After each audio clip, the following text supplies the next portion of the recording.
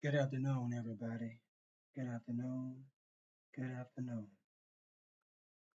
I'd like to welcome everybody to smartloctv. TV. Let's get a little music going.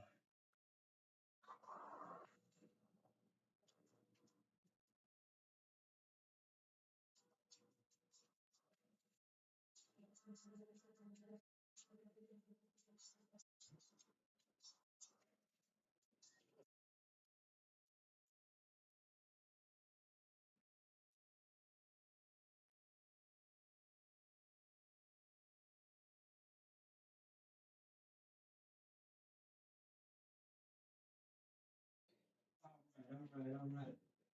Probably all that I can play because of due to copyright issues. All right, everybody. The topic of tonight is "This is all our fault," part two.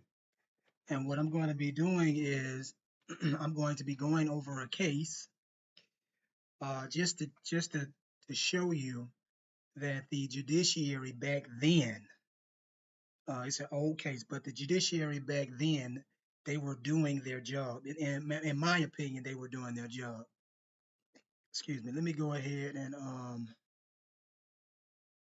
why is this?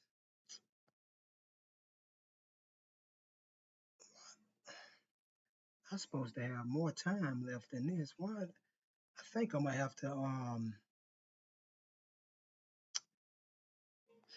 I think I'm gonna have to schedule another call in to where y'all can call in because this one only scheduled for 15 minutes and I tried to put it for 2 hours.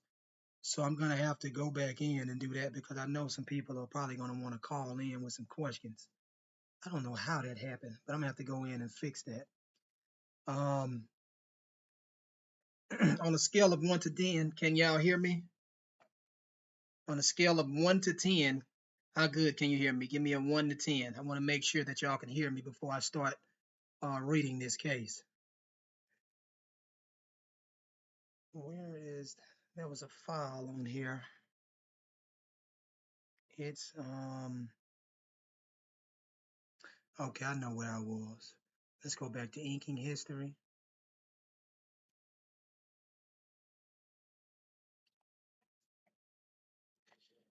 Y'all do me a favor if y'all don't mind, please go ahead if you haven't already, hit that like button, hit that like button, hit that like button, hit that like button.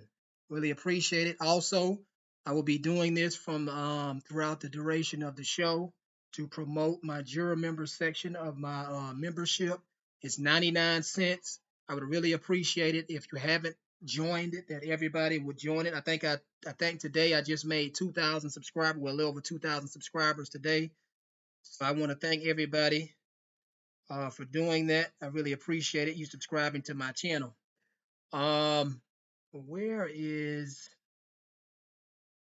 I think it's in this ebook. Let me go. I gotta go to my email, y'all. I'm sorry because I should have had this pulled up before I got on, but I've been busy all day. I really didn't have time to do it. So let me go on here, and I think it's called the Child Support Remedy right here. I've sent this ebook to I don't know how many people. Uh, Bingo. Here we go, right here. All right. And the case that I'm about to read, y'all, I wasn't even looking for this case, y'all. I was just doing some research on the doctrine of parents betrayal. But let me pull up something. All right, right here. See where it says, the child shall be under the control of the parents who are entitled to his services and the proceeds of his labor from 1983. I think the oldest case is from like the 1800s. I think. Um, there's a case out of Illinois that I'm going to read y'all. This case right here is crazy, man. They tried to do all of this stuff like almost 200 years ago. This case is from 1868. All right. So I'm going to read this whole entire case from top to bottom. All right. It's 15 pages. So y'all just bear with me. I'll be checking the comments from time to time. Okay, 8 volume kind of low. Let me see if I can do something about the volume. Somebody else said the volume is kind of low. Let me see if I can. I guess I can move it up close to my mouth, the microphone, or something like that. Somebody says I have a warrant out for my arrest for F3 intimidation. I don't know what F3 intimidation is. I'm not sure what that is.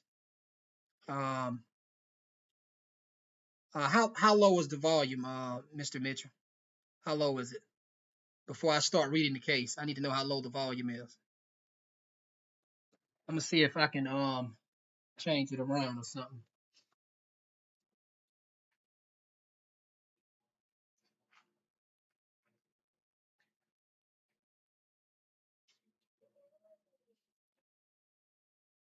And the low 8. I don't know how low the volume is. All right. I guess I'm gonna go ahead and just start. I'm gonna start reading the document, and I'm gonna cross reference some stuff in this other document that I want y'all to see. The case that I'm reading y'all today is low. Dang it.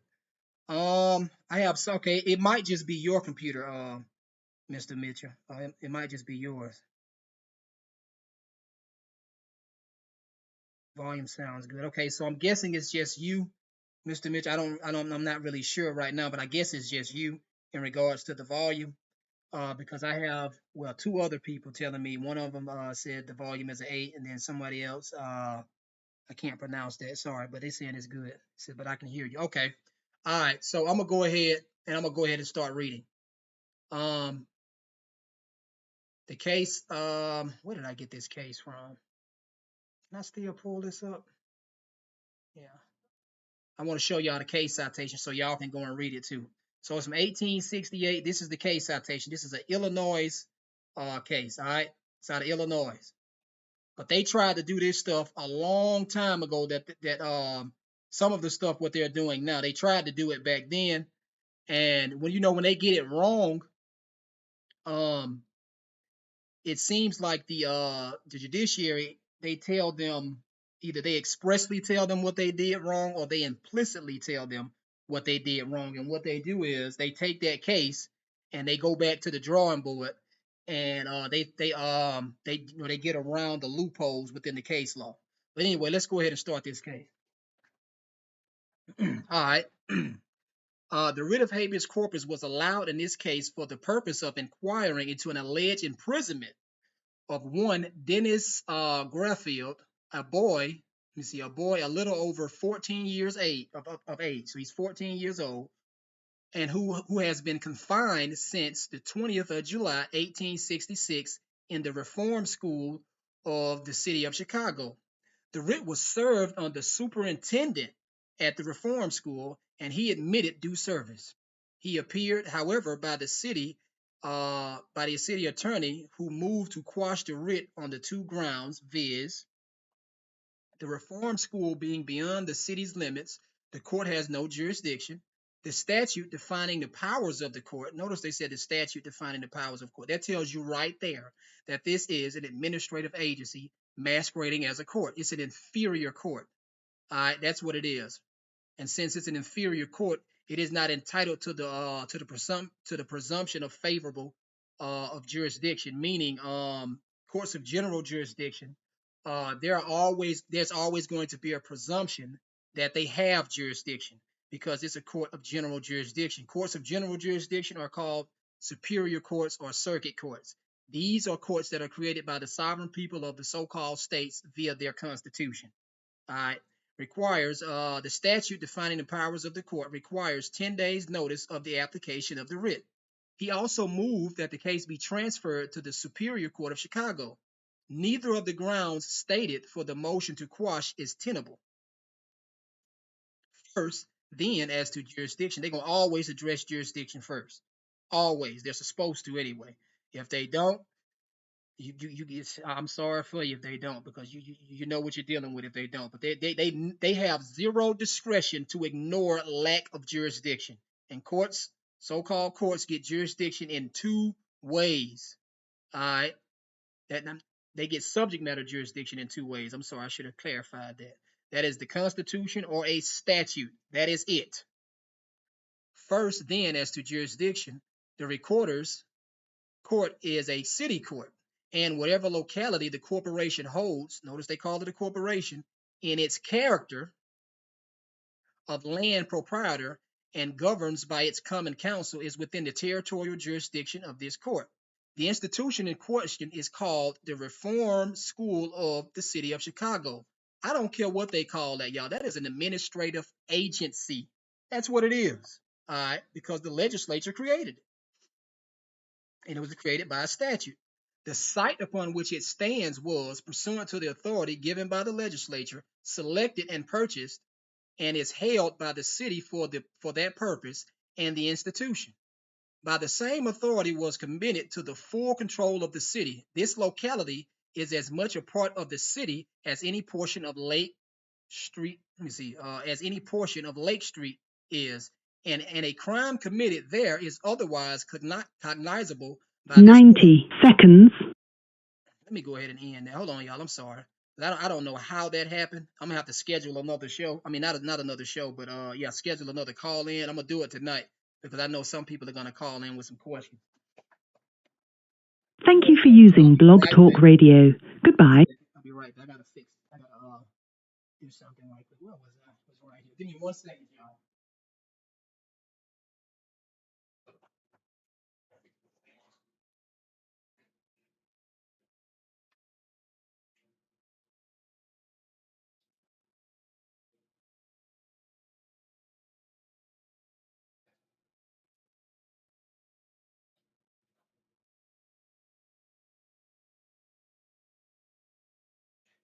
All right.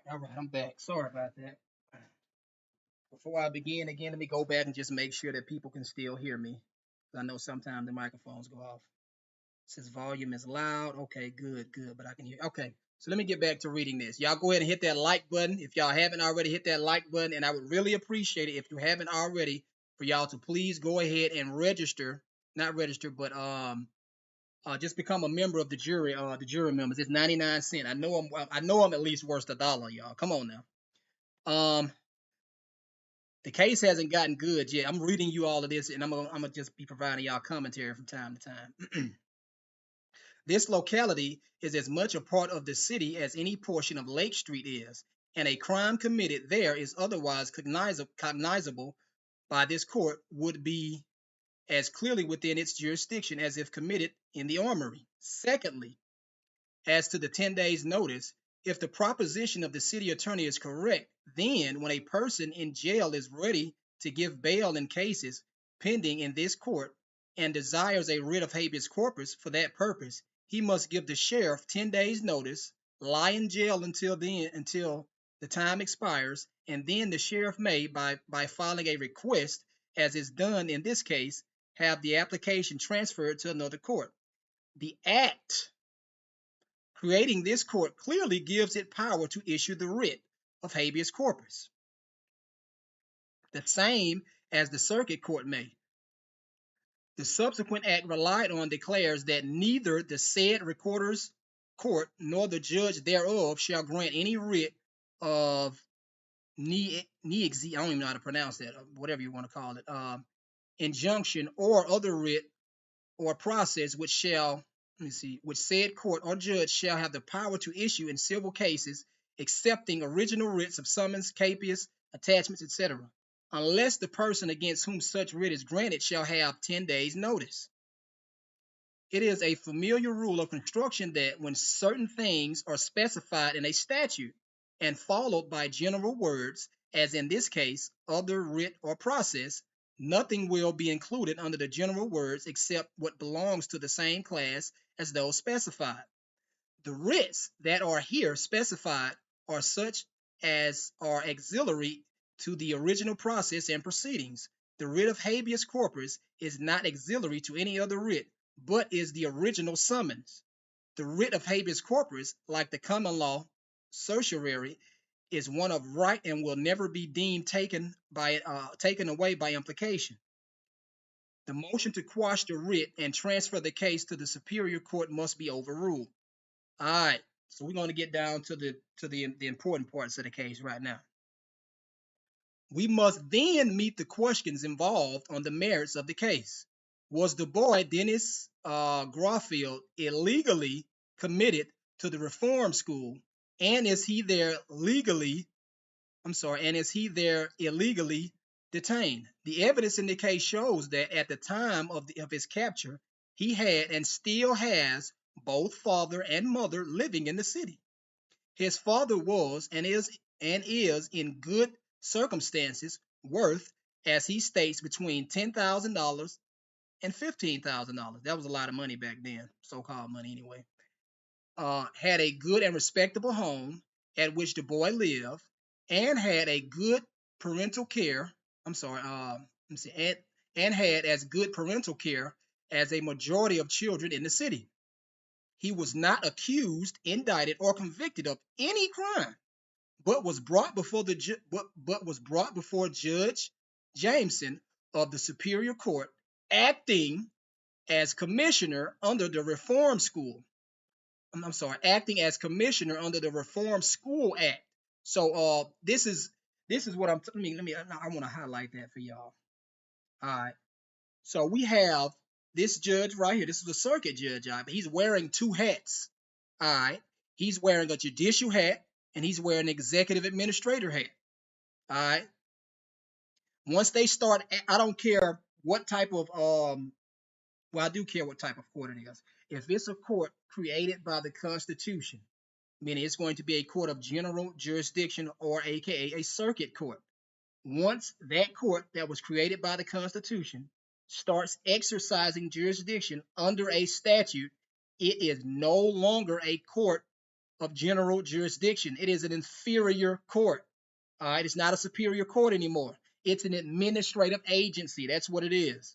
All right, acting as a commissioner under the Reform School Act, and by his order committed to the Reform School, and that commitment is only legal. Let me see. And that commitment is the only legal cause for his caption and detention relied upon. So he didn't do nothing. This kid ain't do nothing. They just, I don't know where they got him from, but they just took him to this school or whatever. The city attorney strenuously insists that this commitment is final and conclusive upon the whole world.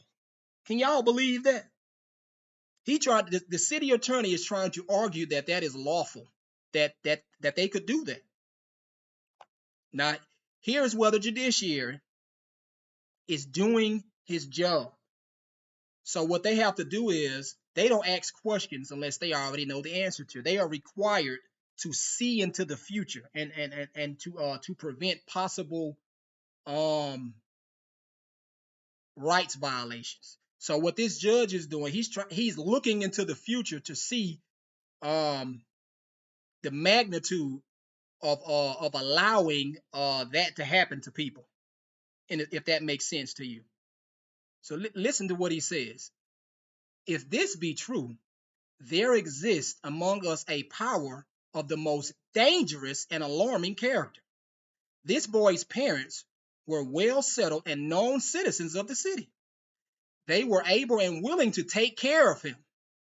Yet he was seized and, without their knowledge, taken to the Reform School, as it is called, wherein the superintendent claims the right to detain him until he is 21 years of age.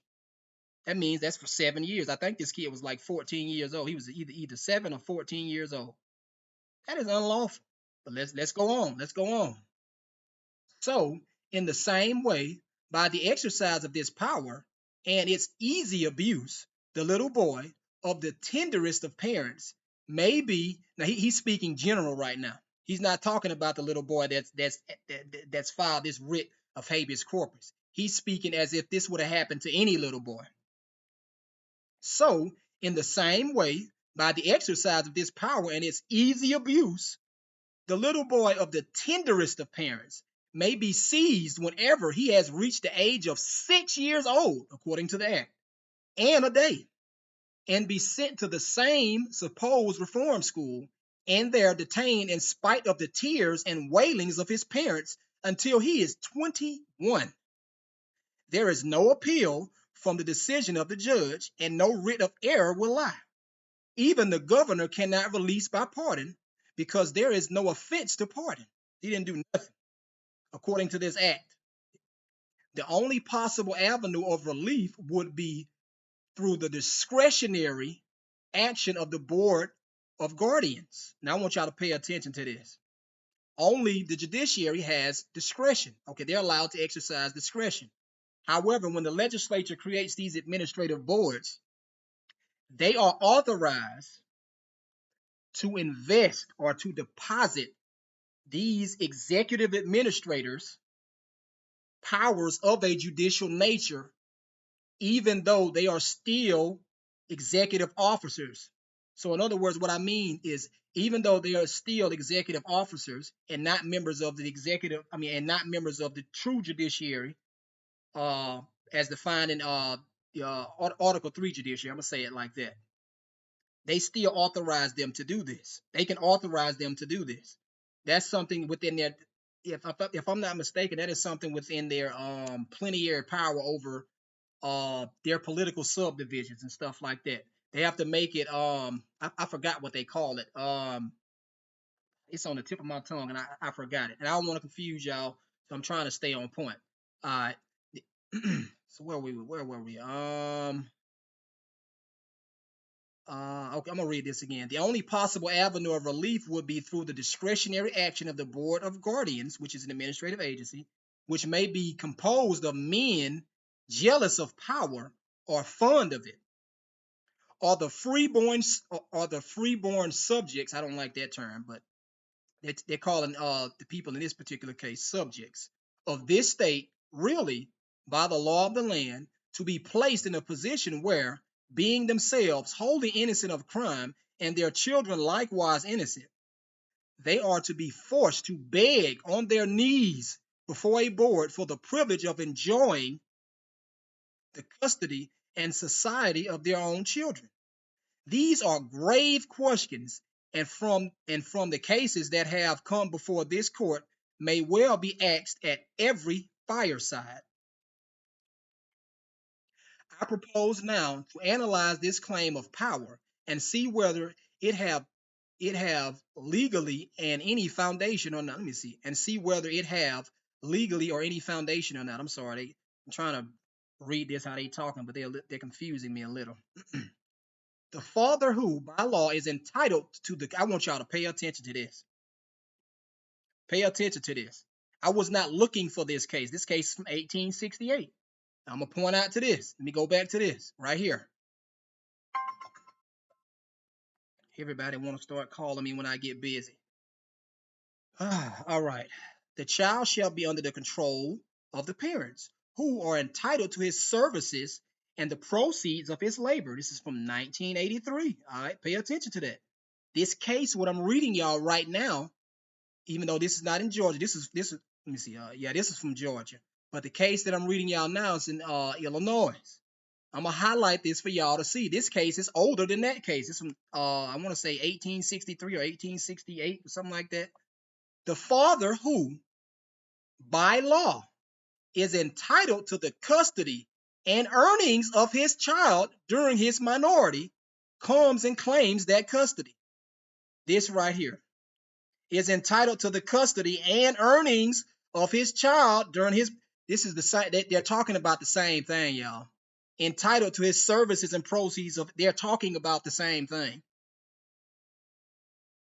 But the case that I'm reading is older than this case. That's a principle, y'all. But anyway, it goes on. They're gonna talk about that a little bit, and I'm going to explain that to y'all, if I can, if I have time to. The respondent says no. By a legal proceeding, you have been divested of that right. It means you have been deprived of that right, and it has been vested in me, the state, and shows the commitment of a judge of the superior court to establish his position. If the statute under which this proceeding was had has any validity, it is one not according to the course of the common law or any regular proceedings in the courts. What jurisdiction are they operating under? They're not going to tell y'all now. This is what they call it. It is a special proceeding. It's a special proceeding. Yeah, whatever.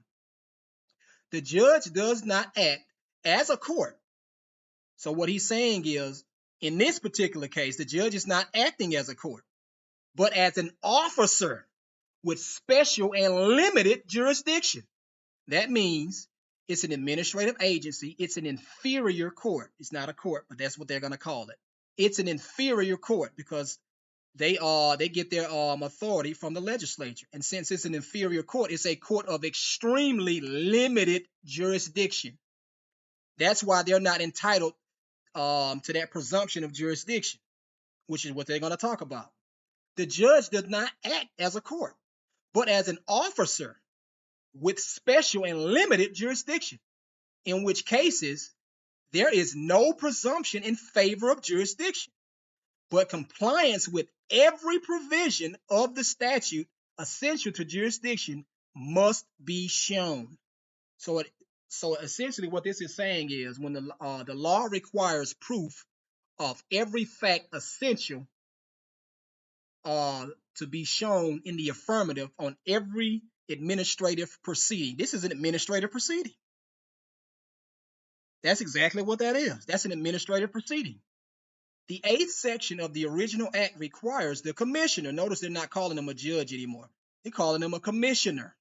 All right. That's an administrative agency to issue a summons. See how they acting like a court, y'all? They do this everywhere, y'all. They're doing it everywhere.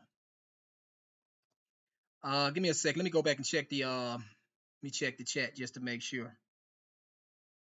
All right, everything's good. Okay, y'all hit that like button. Do me a favor, hit that like button. Again, if you haven't already, go ahead and register for my juror members. Go ahead and sign up. It is 99 cents a month. I know I'm worth 99 cents. I'm gonna keep on nagging y'all about that. Where are we at? 99 cents. All right, let's get back to the case. The 8th section of the original act requires the commissioner to issue a summons or notice to the father of the boy, if living and resident in the city, to appear before him at such time and place as he shall in such summons or notice appoint, and to show cause, if there be, why the said boy shall not be committed to the reform school. So it's a show cause hearing. That's what this is. They call it a show cause hearing. But I want y'all to pay attention, okay?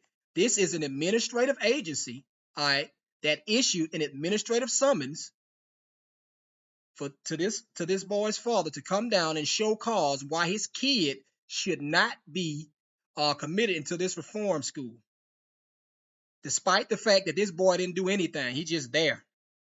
But this case gets really good, y'all. Y'all gonna have to pay attention, okay? It gets real good. And upon appearance before him of the party named in said summons or order, or if, after due service had of the summons or order, there shall be no such appearance, the said commissioner shall, upon expiration of the time named in said summons or order for said appearance, proceed to examine said boy. So he's going to cross-examine him. He's going to ask him some questions. By the 4th section of the Act of 1868, in reference to the reform school, the powers and duties of the commissioner are conferred upon the judges of the superior court and circuit courts. Before the judge has jurisdiction to proceed and examine the boy, the summons or notice mentioned must be served upon the father. That's what they call in personam jurisdiction, unless you voluntarily go down there and start arguing this stuff. If a resident of the city and in the absence thereof, the judge has no more power or authority to commit than the mayor would have. Let's go down. The records of the superior court in this case were produced, and no summons or notice appears. None is recited, nor is it claimed that any of the papers are lost. There is upon this point something rather singular. It is not probable that a judge of high character of Judge Jameson would proceed to commit without he suppose he had complied with the statute in this particular. And it is quite probable from all that does appear that he was that he was imposed upon by somebody.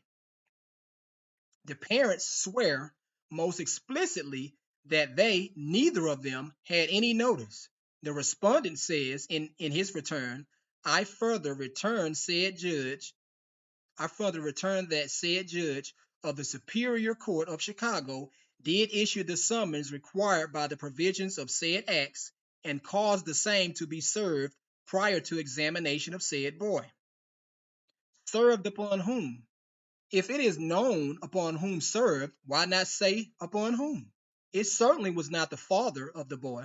This return and the absence of the pretended summons, together with the fact that the father was not served, gives rise to the suspicion that somebody falsely personated the father and thus imposed upon the judge. So what this is right now is this is a reasonable conclusion.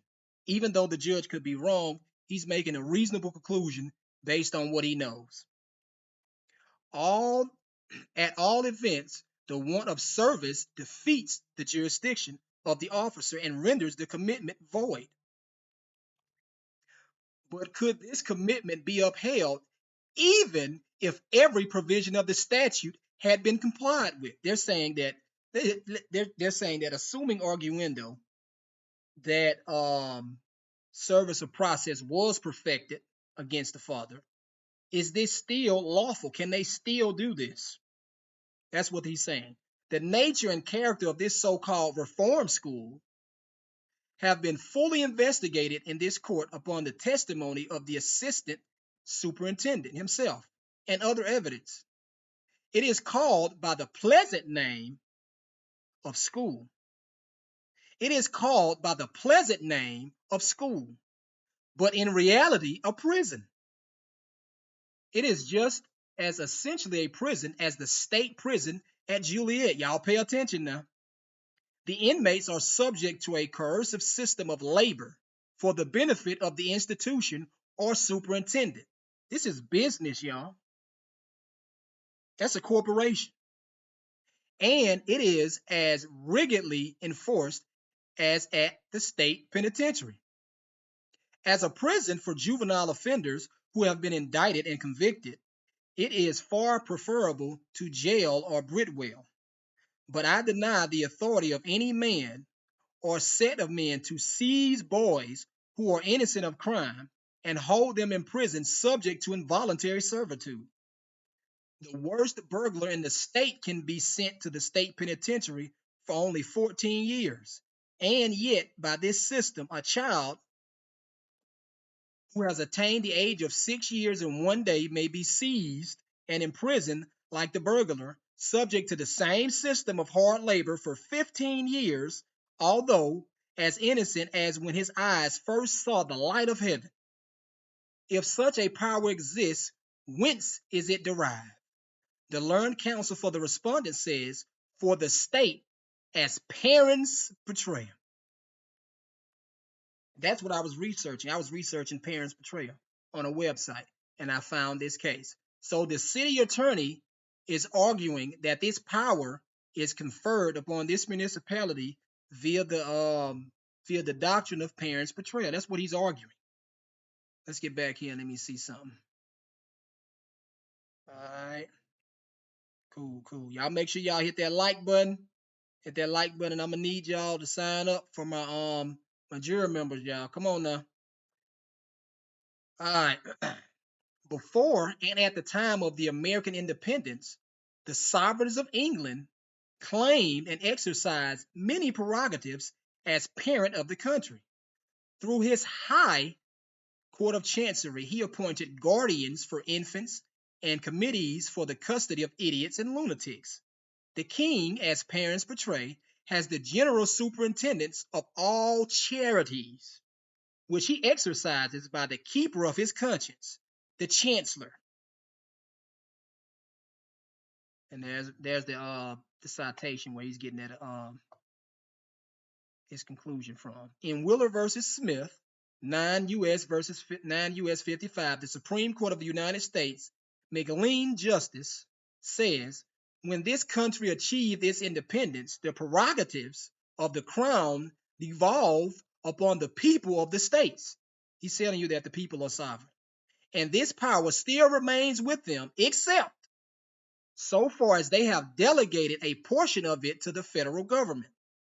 The sovereign will is made known to us by legislative enactment, and to this we must look in our judicial action instead of the prerogatives of the crown. The state, as a sovereign, is the parent's betrayer. The sovereign will is made known to us by legislative enactments, but it is also expressed by the Constitution, which contains many limitations by which the legislative power is controlled. Never since the days of Magna Carta was it lawful for the sovereign of England, as parent's betrayer, to keep infants innocent of crime imprisoned during their minority. And in this state, the power extends only to the placing of others under circumstances in the place of parent. In the place of parent with the same limited authority.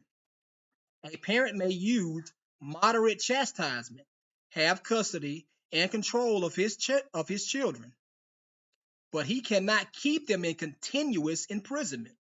When necessary to the discharge of parental duty, he may resort to corporal discipline. He may impose such temporary confinement as may be necessary to secure obedience to his reasonable commands, so that it is not prejudicial to the life, limb, or health of the child. You're talking about this stuff back in the 1800s, man. Heard on habeas corpus, blah, blah, blah. Again, on page 45, the same author says, temporary confinement is allowed as a means of enforcing obedience to reasonable commands, but this power must also be exercised with moderation. Such temporary confinement would not probably be deemed imprisonment within the inhibition of the Constitution. Section 8 of Article 13 of the Constitution of this state declares that no free man shall be imprisoned or disseized of his freedom of his freehold liberties or privileges, or outlawed or exiled, or in any manner deprived of his life, liberty, or property, but by the judgment of his peers or the law of the land.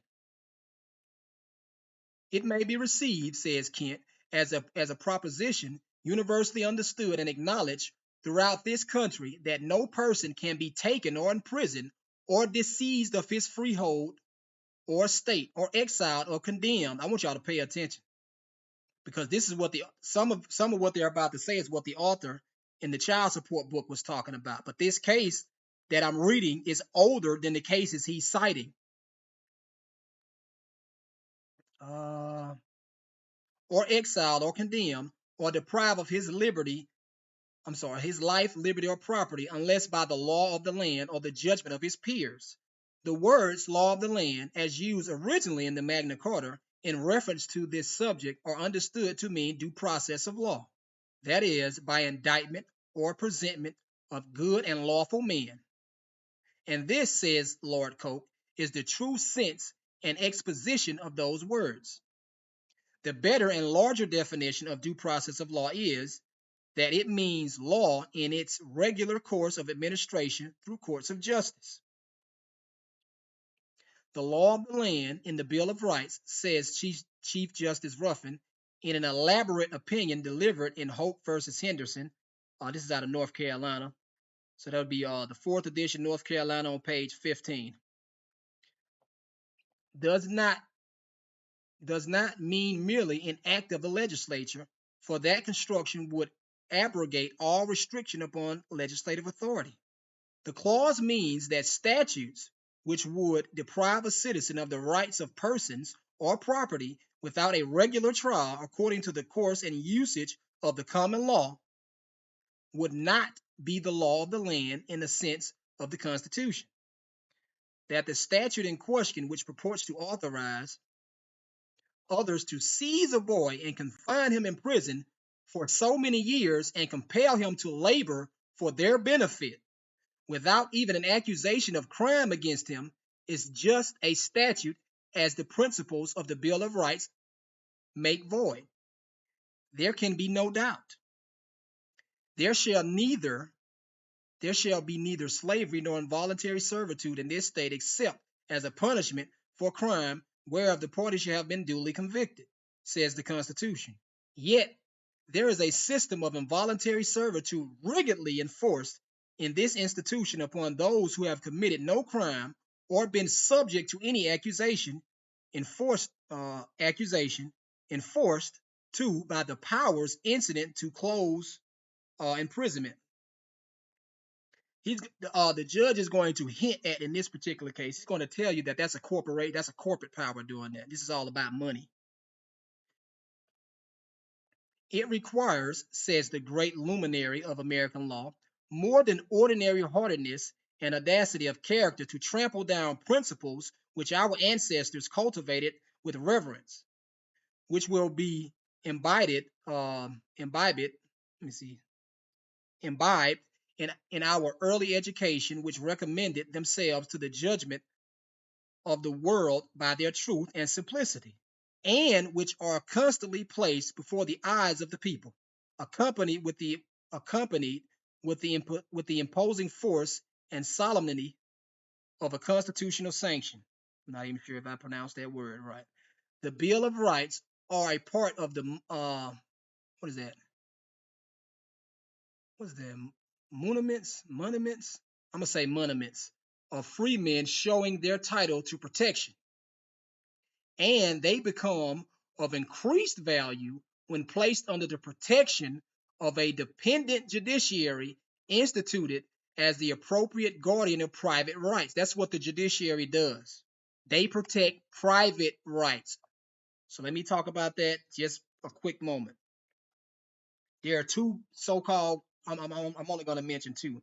There are two court systems, all right? And since there are two court systems, there are two sides of law. There is public law, which means government, and then there's private law, which means private American or private citizen, whatever you want to call it, all right? I just told y'all courts get subject matter jurisdiction in two ways, either the Constitution or a statute, all right? So all courts that are created by the Constitution are superior courts, aka courts of general jurisdiction, aka circuit courts, superior courts, circuit courts, all right? They adjudicate private rights. They adjudicate your rights. So what I'm trying to get you to understand is the people created a court to adjudicate their rights. That's what this is saying right here. All right. They adjudicate private rights. They have authentic judicial power. All right. So when the legislature makes some sort of legislation in order to enforce their rights, they create administrative law judges or executive administrators or any type of administrative agency via statutes. And they authorize these executive officers powers that are of a judicial nature, even though they are not judicial officers, to adjudicate public rights. Does that make sense? Because that's what they're doing. That's exactly what they're doing. All right, so let's go back. Let's go back here, and I'm gonna finish reading this. All right, the case is not over. It is considered by the court that Dennis Garfield is unlawfully imprisoned in the Reform School of the City of Chicago, and accordingly ordered that he be forthwith discharged therefrom. Now they're not finished. They're not finished. They're going to talk about other cases in which this happened, but they're going to talk about what the guy in the child support book was talking about too. So let me go down.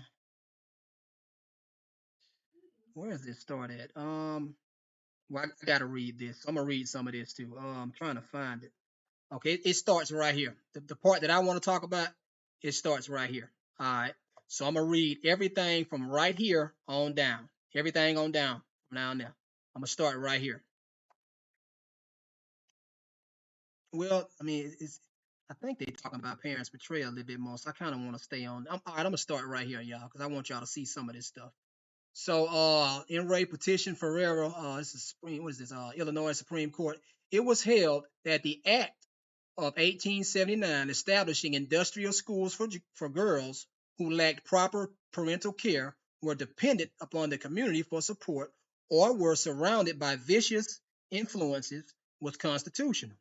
The court puts its decision on the ground that the institution created by the statute is in fact a school and not a prison, and that the state under the act is also assuming its character of parent's betrayal in cases where the parents of the girl are incapable guardians of the child's welfare.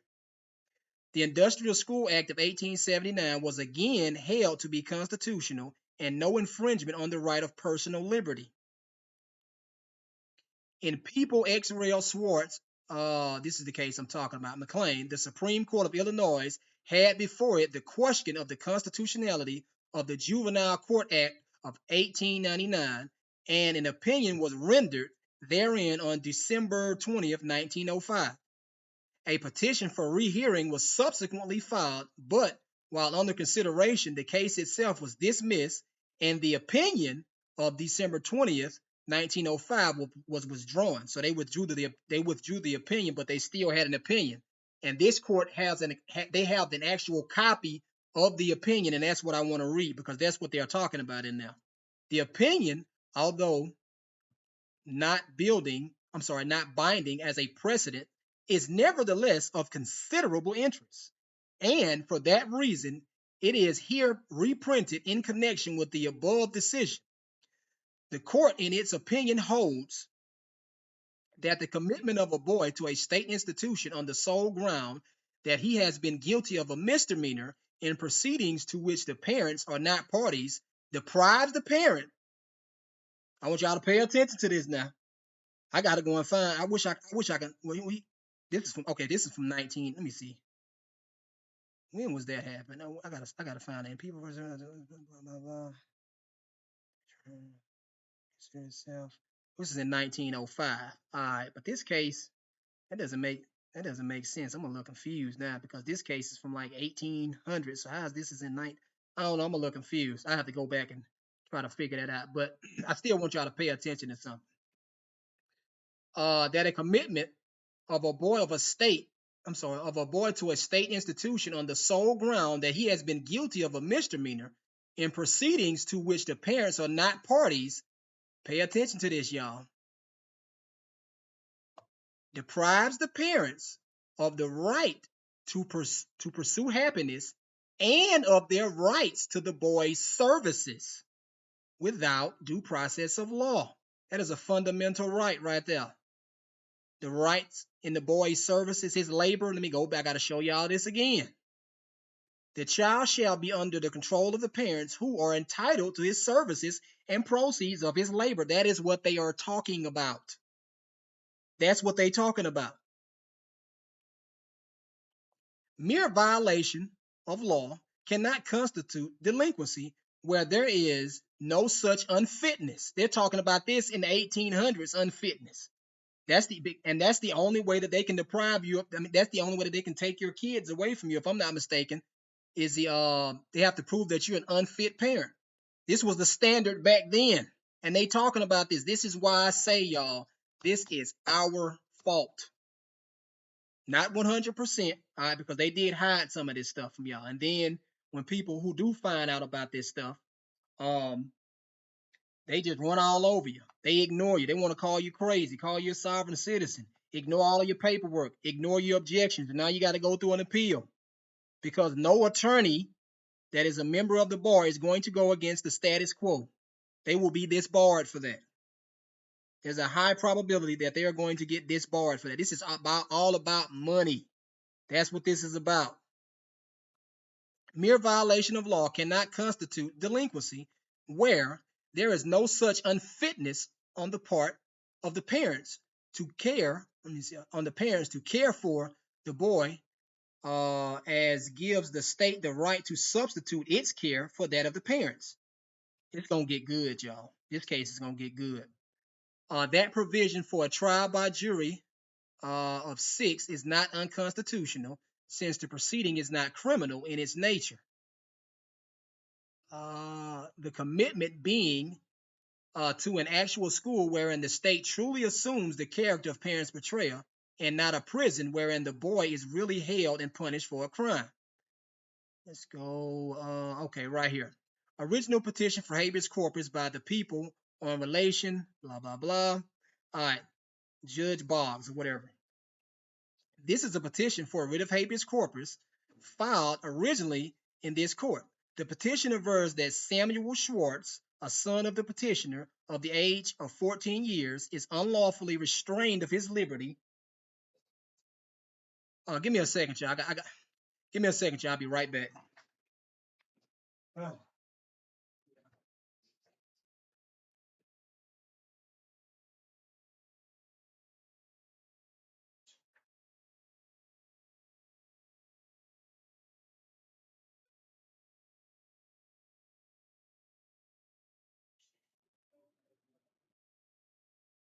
All right, y'all. I'm back. Sorry about that.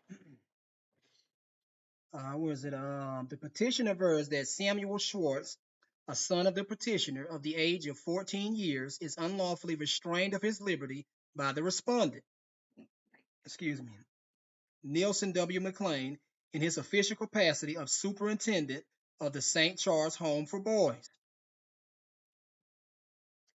Let's make this a little bigger. All right. It appears from the pleadings on which the cause has been submitted for decision that the realtor, Joseph Schwartz, is a resident and on the 20th day of June 1905 was a resident of the city of Chicago. That he was the head of the family consisting of himself, his wife, Rachel, and their son Samuel. That he, the realtor, provided his wife and said Samuel, his son, with a comfortable, quiet, and orderly home, and maintained and supplied them with food and clothing, and supplied said Samuel with books and stationery, etc., and caused him to attend the public schools, and that realtor in all aspects performed and discharged his duties as a parent towards said Samuel, and that the realtor is a reputable and law-abiding citizen, and that the parents of Samuel have not been guilty of any act in inconsistent with the correct and moral control and custody of their son.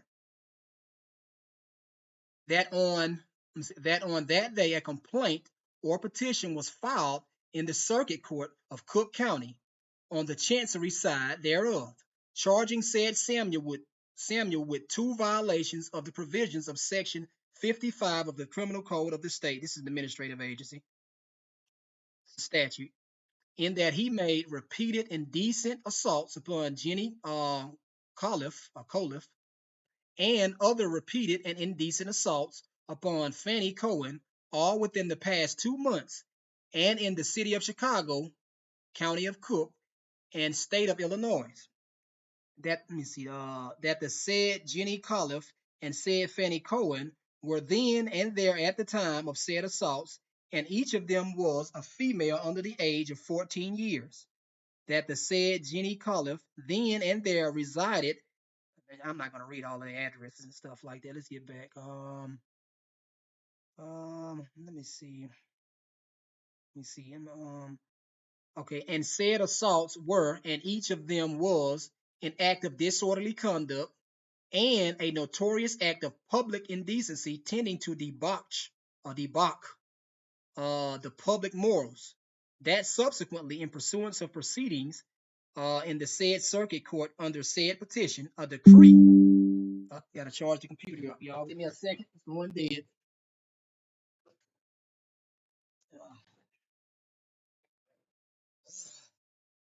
Let me check the chat right quick. I'll be right back. All right, cool. Y'all make sure y'all hit that like button, and go ahead and sign up for the my juror member section. I'll give y'all a link to show you where it's at in a minute. But it's 99 cents a month, y'all. All right, where we at? Where is it? I don't know where I left off. Pursuant proceedings. Okay, in pursuance of proceedings in the said circuit court under said petition, a decree was entered finding said Samuel guilty of the acts of disorderly conduct and of public indecency tending to debauch the public morals charged against him and in violation of said section, blah, blah, blah. And of said section. And, declaring said Samuel to be a ward, that's automatically a violation of due process based off the facts that they just read about the parents. That's an automatic violation of due process. And declared said Samuel to be a ward of said court, and ordering that he be committed to St. Charles Home for Boys, there to remain until he should arrive at the age of 21 years, unless sooner discharged according to law, and that the respondent restrains said Samuel in said home for boys in virtue of this order of the court. It appears from the transcript of the proceedings that the order that the boy Samuel should be taken from the custody of the realtor, his father, was not on the ground that the realtor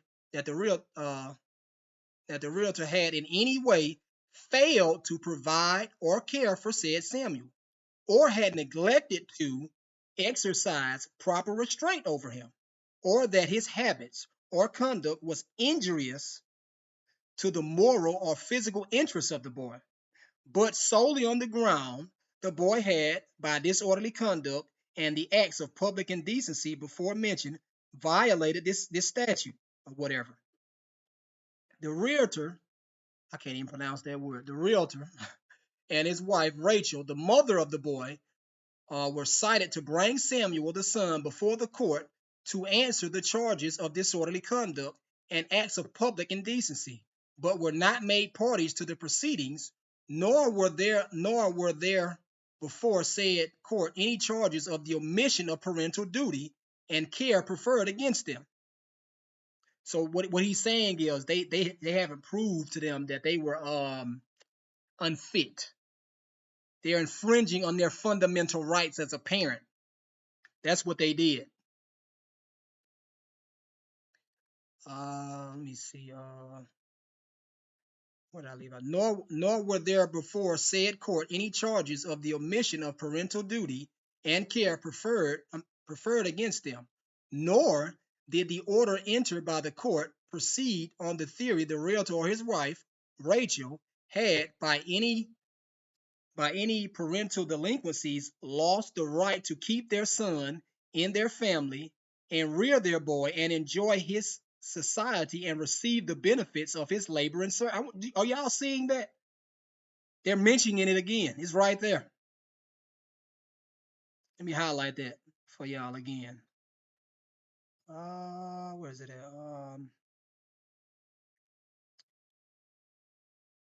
Right here. Nor did the order entered by the court proceed on the theory the realtor or his wife, Rachel, had, by any parental delinquencies, lost the right to keep their son in their family and rear their boy and enjoy his society and receive the benefits, his labor and services. All right.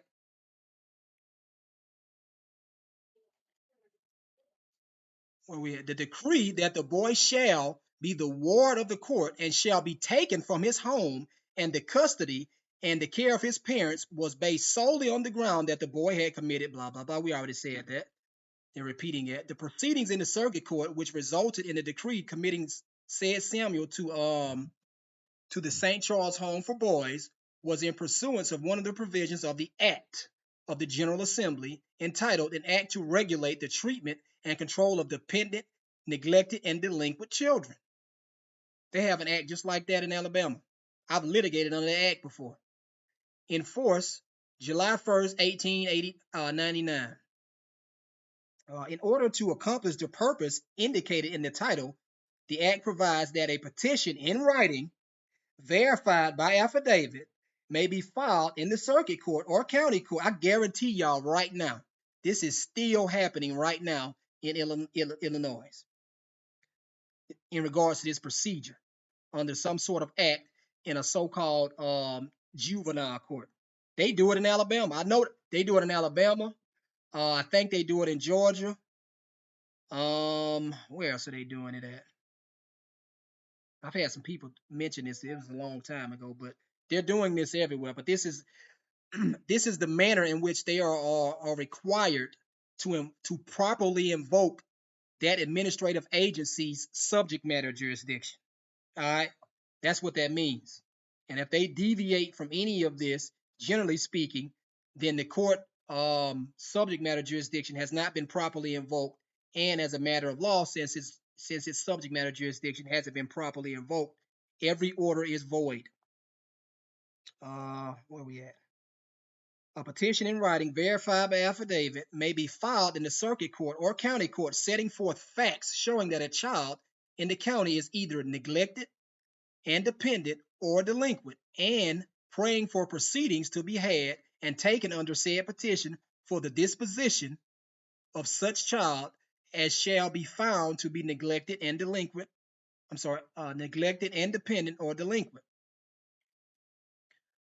Section 1 of the Act defines a delinquent child as follows. The word delinquent child shall include any child under the age of 16 years who violates any law of this state or any city or village ordinance, or who is incorrigible, or who knowingly associate with thieves, vicious or immoral persons, or who is growing up in idleness or crime, or who is knowingly frequents a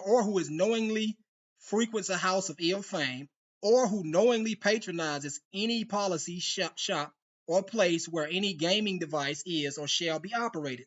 Section 9 of the Act purports to authorize the court to commit any child so found to be delinquent, if a boy, to a training school for boys, or to any institution within the county incorporated under the laws in this state that may care for delinquent children.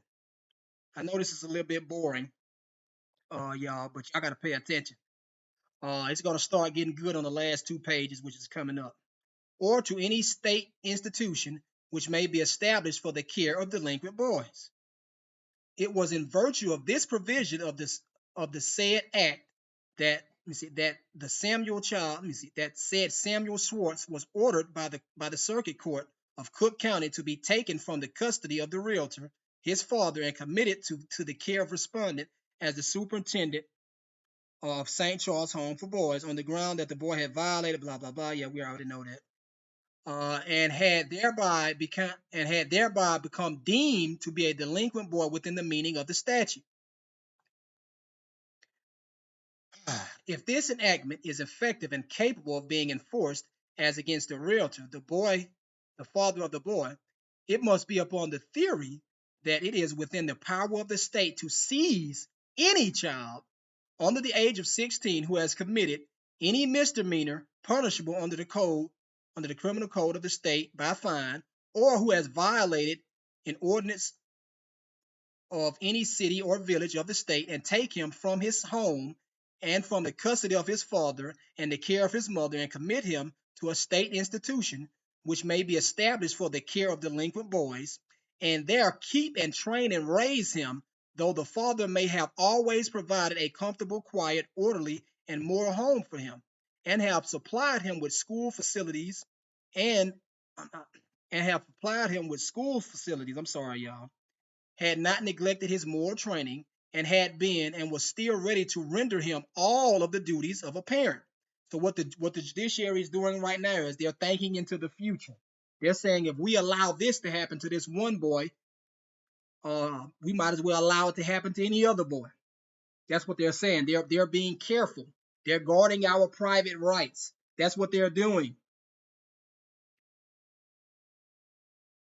That's what the people back then, when they created the Constitution, authorized them to do. That's why I say, to a certain degree, this is our fault. Because this case is extremely old. We're supposed to know this stuff. That's why if you go into a law library, it's free. I know where any law library that I've ever went to is free, and it is full of books. They have computers in there that I think they use Westlaw or Lexis or something like that. But it works just like Google. It's a search engine. You type up certain words and cases will pop up. That is free for you to use. Ignorance of the law is no excuse. Everybody is deemed to know the law. It is your responsibility to know what your rights are. Where do we stop at? we do not think it is within the power of the General Assembly to thus infringe upon parental rights. They're calling it parental rights now. Parental rights. And I'm going to show y'all how they hid this from y'all. I'm not going to read the whole case, but I'm going to show y'all that they hid this. At the common law, so this is independent of any statute. This is a common law right. At the common law, and at the time of the adoption of the Constitution, the father possessed the legal right to the care, custody, and control of his minor children, and was entitled to the services and earnings of such children. I got to go back to that again, y'all. I got to go back. All right. When they take that right from y'all, that is a fundamental right. They cannot take that fundamental. That is a property right. That's what they're going to talk about when you read down on this case. That's what they're going to talk about. So let me show y'all something. This is a United States Supreme Court case. All right. I got to go back to it. Well, you know what? Let me go back. I'm gonna give y'all that case first, so y'all can go and read it. But this is a United States Supreme Court case from 2000. All right. So this is the case citation right here. All right. So let's go back.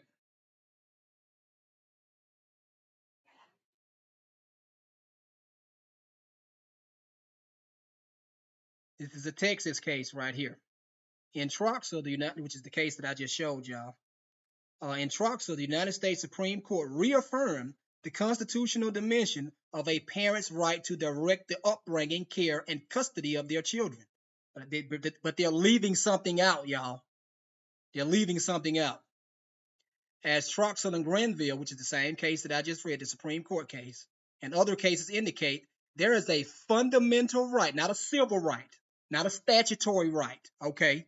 It is an inherent right that a fit parent, notice that we're talking about a fit parent, not an unfit parent, because to take these rights away from you, they have to prove that you are an unfit parent, has in the care, custody, and control of a child.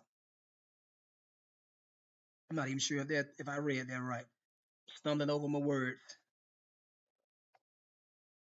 Let's go down. This is another Texas case. Well, let me read. I'm going to read some more cases because I want y'all to see that this does not just apply in Texas. Here's a California case. The High Court confirmed that this constitutional principle extends to the fundamental right of parents to make decisions concerning the care, custody, and control of their children. Now let's go back here, y'all. Let's go back here. At common law, and at the time of the adoption of the Constitution of 1870, the father possessed the legal right to the care, custody, and control of his minor children, and was entitled to the services and earnings of such children. All right. These parental rights, ladies, you have these rights too, just to let y'all know. Ladies, you have these rights too. So what no parent gets to decide against the other parents, right? The amount of money that is necessary to take care of a child. If y'all are divorced or whatever, even if you're in the same household, y'all have equal rights. You're on the same footing. No one has any more rights than the other. Give me a second, y'all. I'll be right back.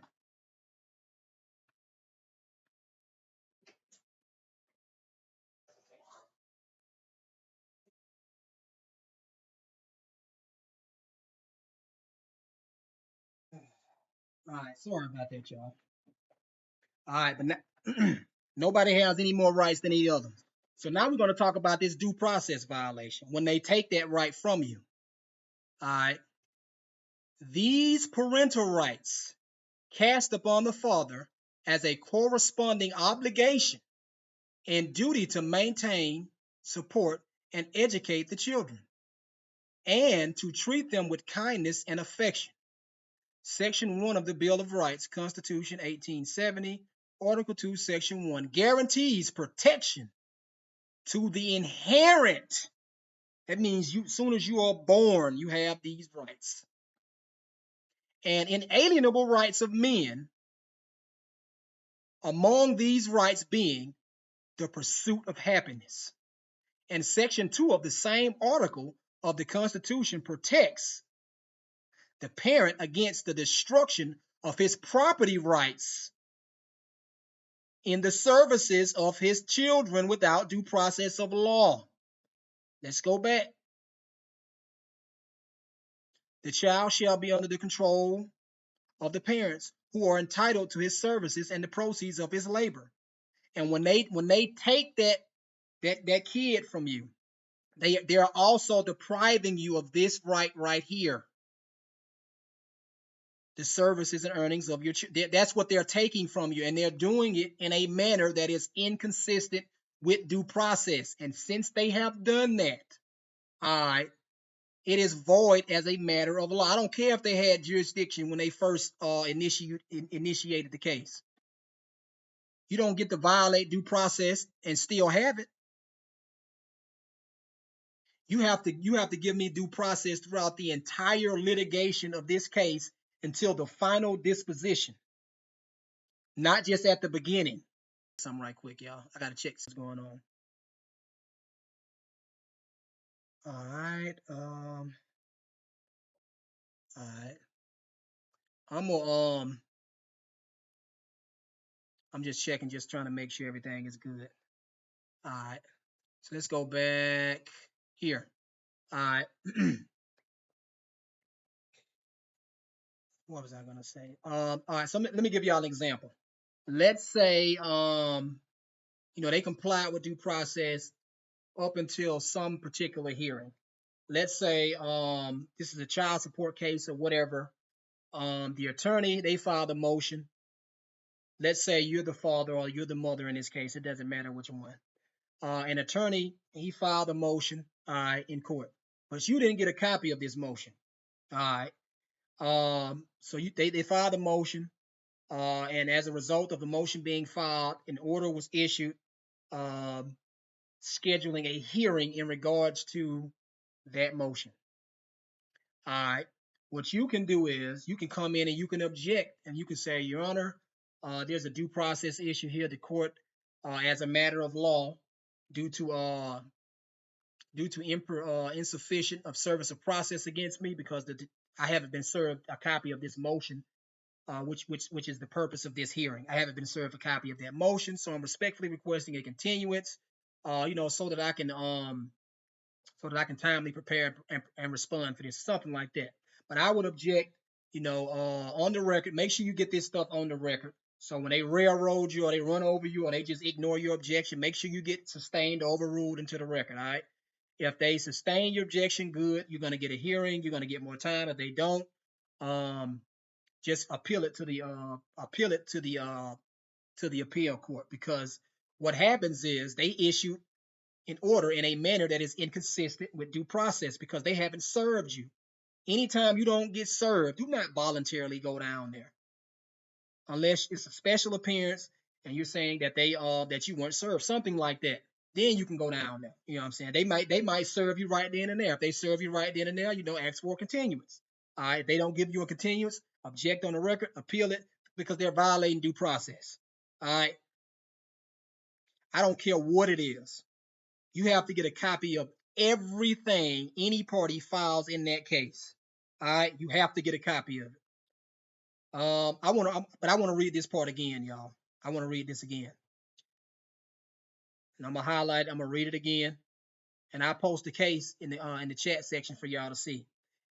At the common law, and at the time of the adoption of the Constitution of 1870, the father possessed the legal right to the care, custody, and control of his minor children, and was entitled to the services and earnings of such children.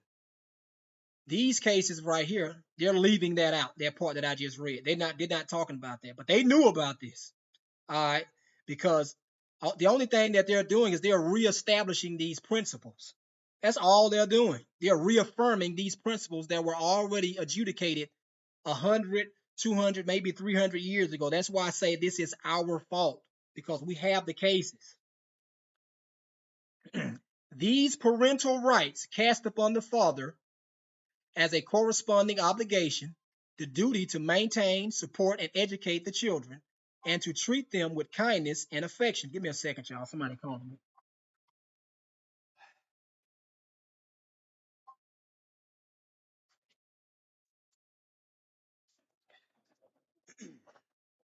Section 1 of the Bill of Rights, Constitution 1870, Article 2, Section 1, guarantees protection to the inherent and inalienable rights of men, among these rights being the pursuit of happiness. Excuse me. And Section 2 of the same article of the Constitution protects the parent against the destruction of his property rights in the services of his child without due process of law. The right of the parent to the care and custody of the child has its foundation in the love and affection which nature has implanted in the heart of the father for his offspring. It is one of the strongest and deepest emotions of the human mind and heart, exists as a prompting of nature for the protection and safety of the child, and conduces largely on the happiness of the parent. It is difficult to define pursuit of happiness, but it is clear it comprises the right to enjoy the domestic relation and privilege of the family and the home. Black on Constitutional, Section 204. The guarantee to a parent to the right to the pursuit of happiness forbids that he should be deprived of the right to the custody, the association, and the society of his child, or the right to teach and to train the mind of his child, and fit it for the walks of life, unless considerations affecting the public welfare require such rights shall be abridged or surrendered for the general good of the state. The parent may, by reason of his failure to appreciate and perform that which is requisite to the moral, intellectual, and physical welfare and development of the child, forfeit his right to the custody and care of his child. The public welfare is concerned with the culture, education, and moral training of children, and the state may supplant the parent as custodian and protector of the child if the delinquencies or unfitness of the parent require that the child shall be deemed the ward of the court, acting for the public, which is the government. The child may be found to be so possessed of and controlled by wicked degeneracy, or so incorrigibly evil, and the parent so indifferent to the moral and intellectual growth of the child, or so otherwise unfit to be entrusted with the power to train and cultivate the mind and conscience of the child, it may become lawful to commit the child to the public care and custody. In such an event, the right of the parent may be deemed secondary to that of the general public, as organized for the safety and welfare of mankind. But no such public considerations are here shown to exist. The boy, Samuel, has been shown to be guilty of offenses which, in an older and more matured person, would be but a misdemeanor, punishable only by a fine of not exceeding $200 for the offense. He is not a dependent, neglected child. His father has not, by any act or omission on his part, forfeited his right to care for and enjoy the society of and train his son for the duties and responsibilities of manhood.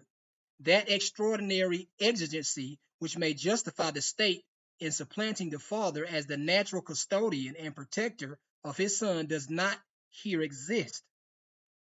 The property right of the father in and to the services and labor of his son during his minority would also, under the circumstances of this case and under the proceedings here under consideration, to which the father was not a party, be unlawfully infringed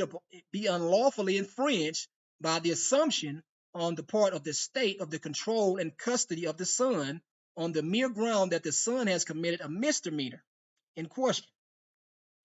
The statute here relied upon to justify the detention of Samuel as a delinquent child under the circumstances of the case infringed the constitutional rights of the father and cannot be enforced. What is here said has no reference to the statute regarding the disposition to be made of dependent and neglected children.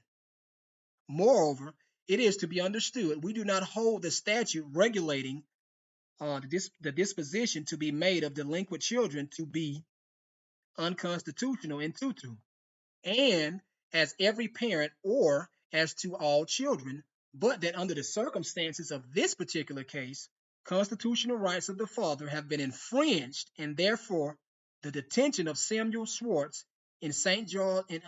Charles home for boys cannot be justified or upheld. It is there is no force in the contention so strenuously advanced by the counsel for the realtor that the proceedings under this statute are criminal proceedings, and that a boy who is the subject of judicial investigation under this statute is entitled to a trial by jury of 12 men. The proceeding is statutory, and its object is not the enforcement of the criminal law, but the protection of children.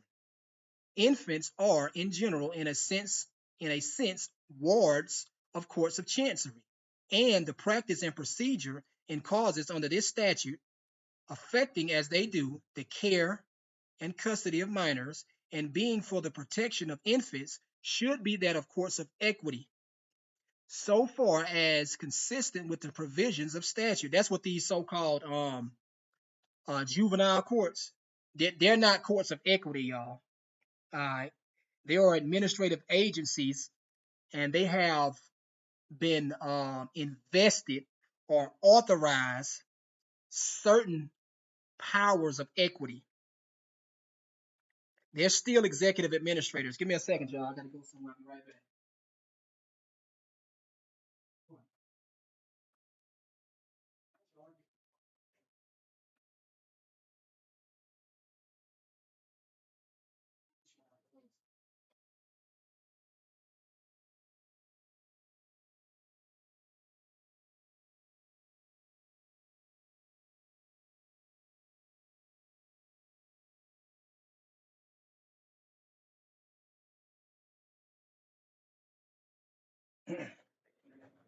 Sorry about that, y'all. Let's see. Where are we at?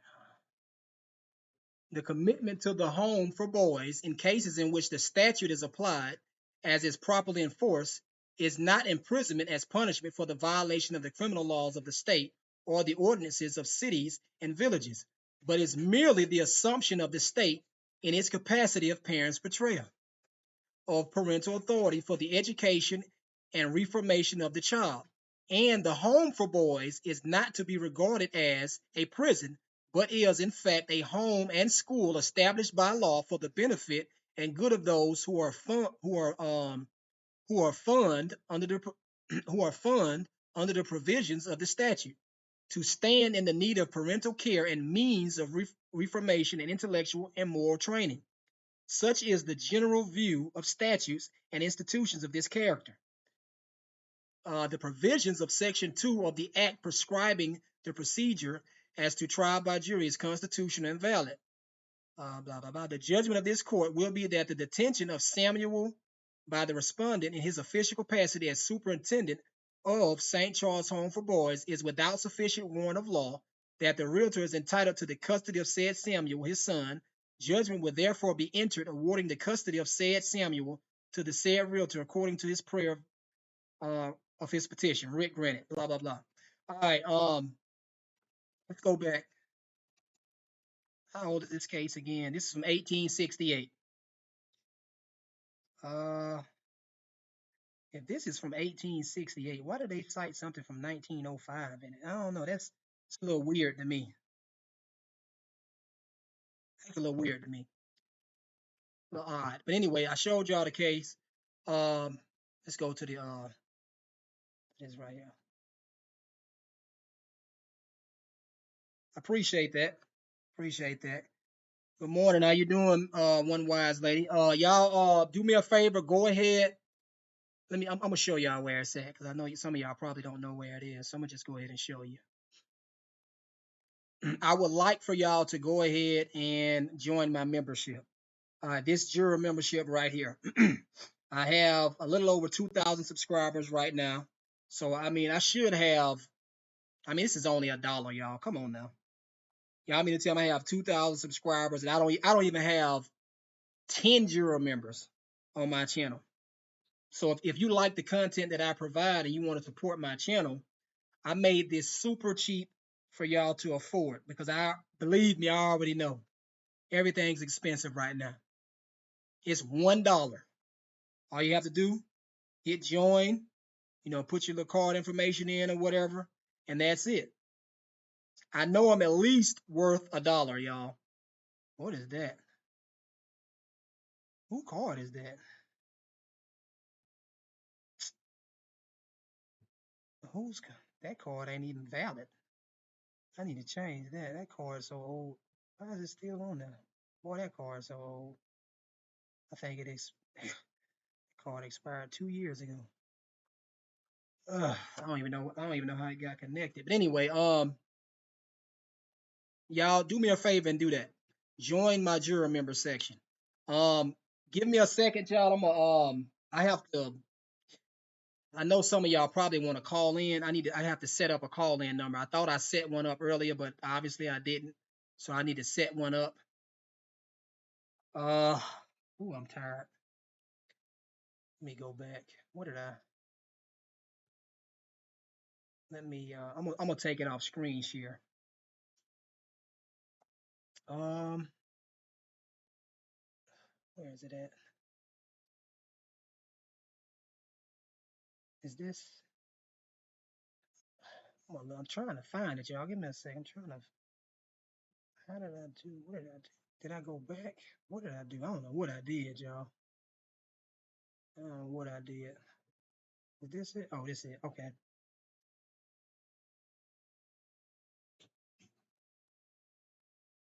Uh, okay. I gotta put a call in number.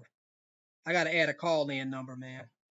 Um, y'all give me a second. All right. Give me about hopefully 5 minutes, and let me do a call in number for y'all. Give me a second.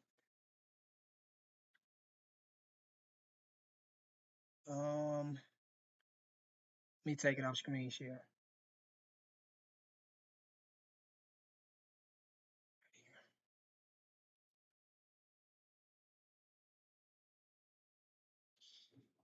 All right. Oh, I am sweating. Good God, my whole forehead is sweating, y'all. All right, I gotta set up a Can I do it? I think I can do it on this computer. Let me do it on my other computer.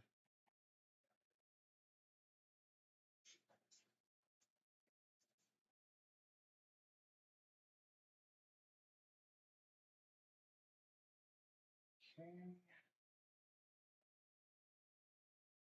I'm setting up a show right now, y'all. So give me a second. All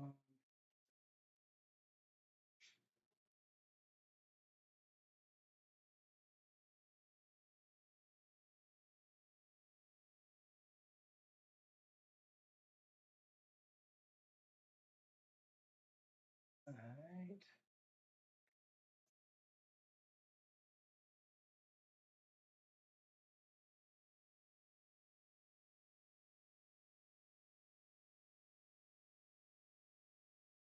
That'll be too late. Okay, if I set up a call-in number, it's gonna be um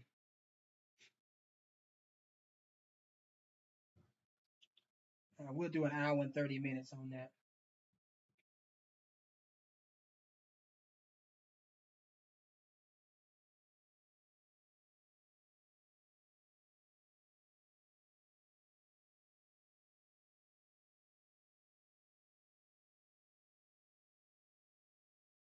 Uh,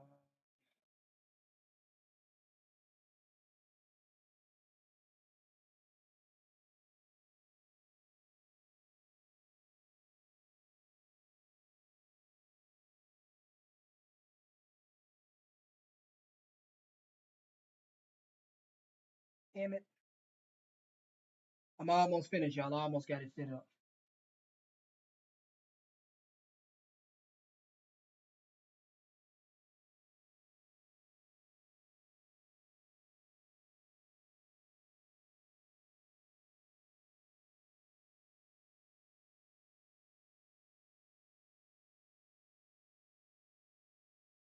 All right. I gotta edit that.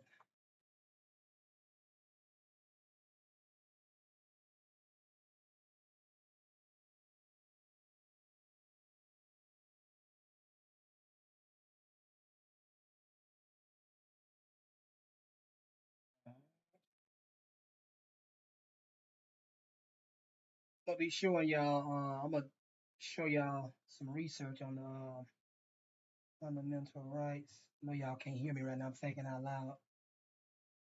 Um,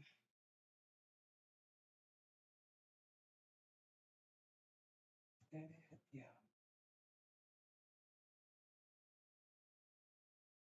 All right. So I got a call in number. The show will. I mean, you can call in 30 minutes. Well, a little less than 30 minutes. I gotta find the number for you. Let me see what the number is. Okay, it looks like the call in number is the same.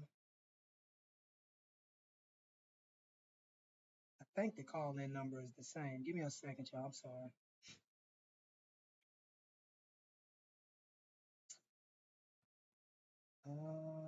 527-679. Okay, so the call-in number is the same. It's gonna start at 7 o'clock Central Standard Time. All right, so it's like less than 30 minutes or whatever. All right. I'm gonna screen share again, and then we'll go back.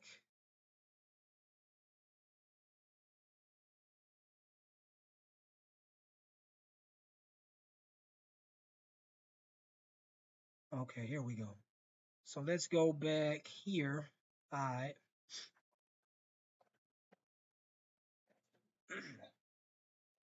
I'm gonna show you. Let me show y'all this stuff, man. Since we on, we're gonna if we're talking about fundamental rights, anything that is a fundamental right, it comes under strict scrutiny. All right. So if it comes under strict scrutiny, then the standard is that the state would have to prove that they have a compelling public interest. So we're gonna say fundamental right, strict.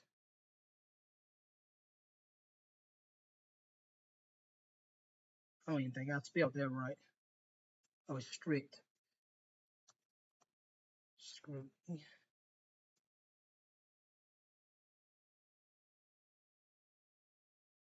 Fundamental rights, strict scrutiny.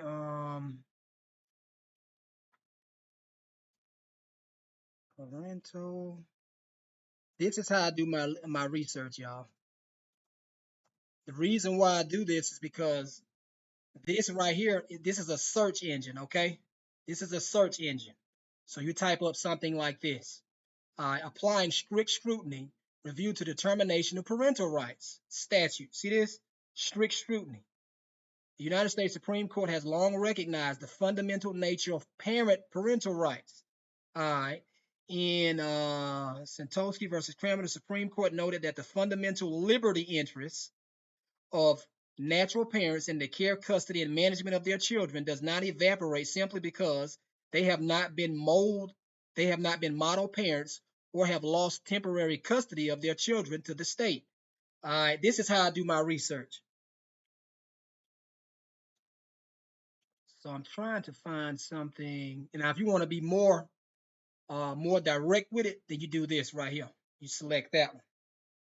Due to the recognized fundamental right of parents in the care, custody, and control of their children. Notice that they leave out that last part in that case that I was talking about, which is this part right here. The children shall be under the control of the parents who are entitled to his services and the proceeds of his labor. When they deprive you of the proceeds and services of your labor of your children, they're depriving you of a property. That is your property. All right. And the 14th Amendment mandates that they can't take your life, liberty, or property. They can't deprive you of life, liberty, or what is it? Life, liberty, or property without due process of law. That right, that private right that you have in the services and proceeds of your kids' labor, that's private property. Where are we at? Strict scrutiny. So this is the standard, but they have replaced. I got to go and pull up a case. Let me go and pull up a case that that's going to discuss it, so y'all can understand it. I left something out right here. Compelling public interest. All right, public interest, not private. Public interest. All right.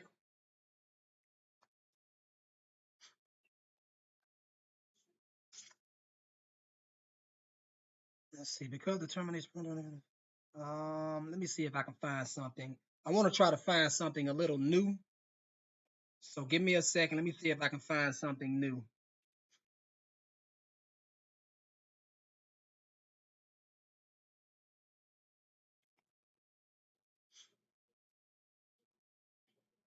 I mean, that case right there kind of looked it good. Let me do this one. I'm gonna do this one. All right. Because this one seems like it's on point with what I'm looking for. So let me do this one. All right. So I copy and paste that case citation right there. Boom. I click this. The case is going to pull up. Now you can read the case. You can read the merits of the case. Let me go back and check the chat, see how everything's going.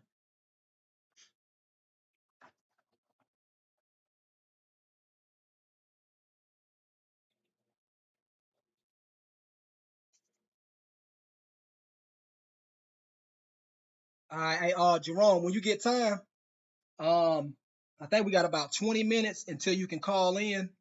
Call in and we'll talk. We'll chop it up, fam. Give me a second, y'all. I gotta go to the bathroom.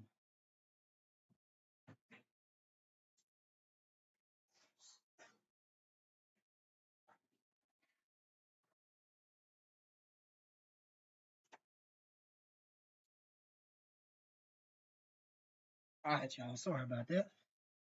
Okay. Appreciate that. Appreciate that. When y'all get time, I'm gonna keep on saying this. Please, if y'all don't mind, I would really appreciate it if y'all went ahead on and signed up for my Juror Members membership. It's 99 cents. I know I'm at least worth $1, y'all. Y'all can give me at least $1 a month. Come on now. Excuse me. Where we at? Right here. Okay. So we're gonna read this case. We're gonna see what this case is about. Okay. I want to get to the how old is this case? Okay, so this case was decided after Troxell versus Granville. All right. So we're gonna read some merits of this case, and I'm gonna provide y'all with some commentary on this case as well. All right. Let me see. James A. Beck, the father, appeals the trial court's award of grandparent visitation to his parents. So he doesn't want his parents to see his kids for some reason. He has every right, um, to not do that. He has every right to do that. Those are his kids. All right. The father and mother, Lisa Ditto, had one child during their marriage. The child was born in 1993. The father and mother divorced in 96. They were awarded joint custody, and the father was awarded primary physical custody. Subsequently, the father sought and was granted sole custody of the child in 97. On September 26, 2000, the grandparents moved to intervene in the divorce proceedings seeking grandparent visitation. So they filed some petition, some sort of petition, and in that petition, they alleged facts of some sort that would prove that the kid would be somehow harmed if they weren't allowed to spend time with their grandparent. That's how they do it in Alabama. I'm just guessing. I haven't read the actual petition. All right. Let me see. Seeking grandparent visitation. On December 12, 2001, the circuit clerk entered on the case action summary, the trial court's judgment awarding grandparent visitation pursuant to blah, blah, blah. There's another statute. There's another statute which tells you right now when the circuit court in Alabama, which was a court of general jurisdiction, started exercising jurisdiction under a statute, it was no longer a court of general jurisdiction. It is a court of limited jurisdiction. It is an administrative agency. All right. However, there was no action pending before the trial court concerning the custody of a minor child, a divorce proceeding of the parents, or a parent of the minor child, or a termination of parental rights proceeding of either parent or minor child. I can't even pronounce some of these words. I get like that when I'm tired. The last modification of custody occurred in 97. Therefore, the grandparents should have filed an original action for visitation pursuant to blah, blah, blah. There's a case right here. The grandparents did not file an original action under blah, blah, blah, but instead filed a motion to intervene under this statute. This court held that the grandparents' motion to intervene was untimely because when they filed it in July 2022, I don't want to get too off point. Let me just stick to the point because this case it looks like it's long, and I don't want to have y'all bored. Let me see. All right. Under common law principles, grandparents lack any legal right to visitation and communication with their grandchildren if such visitation was forbidden by the parents. And there's the case right there in support of that contention. Now, if you click on this case, it's going to cite another case. And if you click on that case, it's going to cite another case. And the more cases you click on, it's going to go back further and further and further in time. And you'll see the first case in which it was held, which is probably going to be in like maybe the 1800s, maybe. This court has held that the statutory right to seek grandparent visitation, no, statutory right, that is a civil right. That is a right given to you by the government. That is a privilege. To seek grandparent visitation must be strictly construed. Why must it be strictly construed? Great-grandmother did not have standing to seek visitation under the predecessor act, blah, blah, blah. A majority of states have enacted grandparent visitation statutes. We find instructive Burt versus Burt in Michigan, 1986. In that case, the mother and father divorced in 1982. The mother was awarded custody of their daughter, and the father was to have reasonable visitation. So they deprived him of some due process rights in that case. I'm not sure what the reason was. Maybe it was justified. Maybe it wasn't. I don't know. In December 1982, the father died. The mother remarried in 1983, and the mother's new husband adopted the daughter later the same year. In 1983, the paternal grandmother petitioned to intervene in the divorce action. The trial court granted the motion to intervene and entered an order awarding visitation. The Michigan Court of Appeals noted that the trial court's jurisdiction over child custody and visitation matters continues until the party's child reaches 18, but that jurisdiction empowers the court to enter post-judgment child custody orders only on the petition of either of the parents and not of the grandparents. The court also noted that the Michigan legislature had provided for grandparent visitation in its Child Custody Act. That is a special proceeding, like we just read in the previous case. A special proceeding. It's not a common law action. That provision set out two methods for obtaining court-ordered grandparent visitation by intervening in a pending child custody action or by commencing an action if one of the parents is deceased, whether or not a child custody dispute is pending. The appeals court held that the circuit court should have dismissed the petition for intervention for lack of jurisdiction. I agree with that. What they're doing right now is they're citing other cases that essentially they're doing the same thing. The trial court lacked jurisdiction. See this? That's what they're doing. So I'm not going to read that. I'm trying to get to where they're talking about the compelling public interest and strict scrutiny. That's what I'm trying to get to. Let me see if I can find it right quick, y'all. here. I think it's starting about right here. Is that the case? They cited LBS, LMS. Okay, so it looks like it's gonna kind of start right here, and then it's gonna address it down further. So I'm gonna start right here. On January 29, 2022, this court issued a two-judge opinion in LBS, LMS, blah blah blah. The Judge Thompson, writing the main opinion, in which Judge Pittman concurred, wrote that in order for Alabama's grandparent statute to be applied constitutionally, a grandparent seeking visitation bears the burden of showing by clear and convincing evidence the best interest of the child is served by awarding grandparent visitation. So what they did was, it looks like, let me read some more. Let me read some more before I give y'all an answer.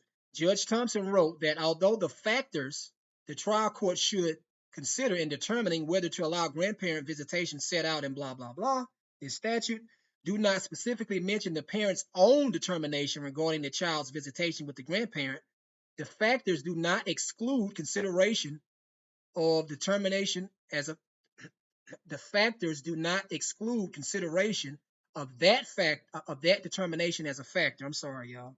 He concluded that the requirement in section 33.4.1d6 that the court consider other relevant factors allows the court to give great weight as it must to a parent's decision regarding such visitation in determining whether to grant grandparent visitation.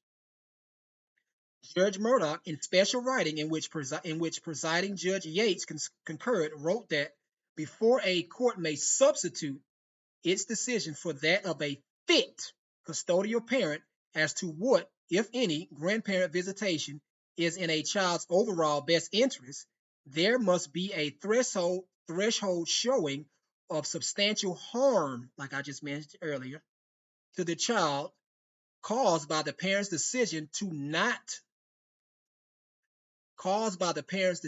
not to allow grandparent visitation. That is, where a child has enjoyed a substantial relationship with the grandparent, so that arbitrarily depriving the child of the relationship would cause serious psychological or emotional harm if the requested visitation by the grandparent is not granted. Evidence of that harm must be shown, and this showing must be by clear and convincing evidence. This is the new standard under grandparent visitation, y'all, if I'm not mistaken. So this does not just apply in Alabama, this applies everywhere. That's the principle. Presiding Judge Yates also wrote specially in LBS, blah, blah, blah, to summarize the point on which a majority of this court was in agreement. A majority of this court agrees, one, that parents have a fundamental right to make decisions regarding the care, custody, and control of their children. And now I want y'all to notice that they left out that you're entitled to their to the proceeds of their labor, that's your property. And because a determination of grandparent visitation rights directly interferes with a parent's fundamental right to rear his or her children, a strict scrutiny analysis applies to such an infringement upon the fundamental right. That there is a presumption that a fit parent acts in the best interest of his or her child, and that this presumption places on the grandparent petitioning for visitation the burden of showing by clear and convincing evidence that the best interest of the child is served by awarding visitation if substantial harm to the child if substantial harm to the child by not awarding visitation is shown. And three, that this court should not invalidate grandparent visitation, the grandparent visitation statute on constitutional grounds if by reasonable construction it can be given a field of operation within constitutionally imposed limits. All right, they're replacing this standard, this strict scrutiny analysis. They're replacing that with the best interest standard, which in a sense it's a less, put it like this, it is a standard that the state can easily prove as to proving strict scrutiny, because when they when they have to apply the strict scrutiny standard, the state has to prove that there is a compelling public interest and not in the best interest of the child. Notice that they keep using the word interest. Best interest of the child, compelling public interest. It's a right, or so to speak. Let me see if I can find. Let me go back and check the chat right quick, y'all. All right, cool, cool. How's everybody doing? This is why I keep saying, y'all, this is our fault. We have to know this stuff, y'all. We have to go and read these cases, and we have to know this. I'm gonna see if I can find another one, and I'm gonna try to read that for y'all. We got about 7 minutes before you can call into the show. 7 minutes. I'm gonna put the call in number in, and we'll do like maybe an hour and 30 minutes or something like that if anybody want to call in.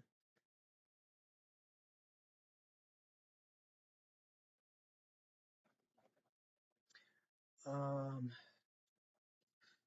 infringe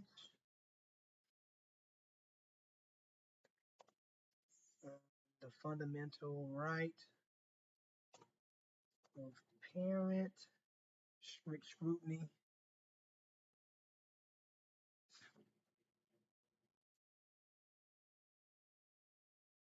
compelling public interest.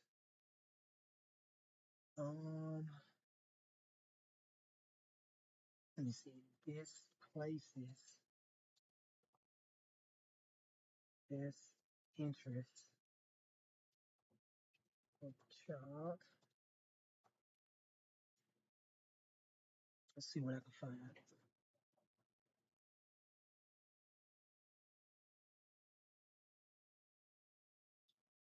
Let's see. This court has previously justified infringements on other fundamental rights by finding the best interest of the children to be a compelling state interest.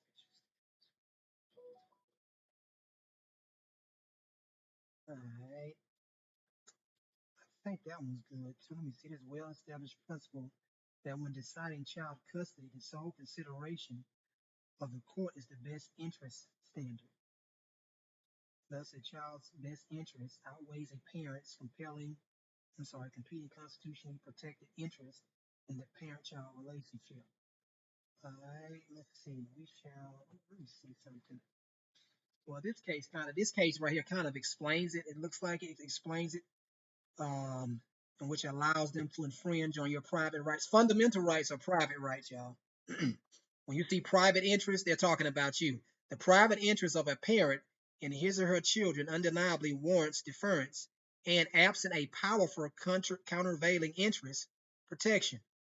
A parent's fundamental right to the care and custody of a child may not be terminated absent a finding the parent unfit. See this? But I just read that in the case from the 1800s that said this essentially the same thing. And that's a Wisconsin case.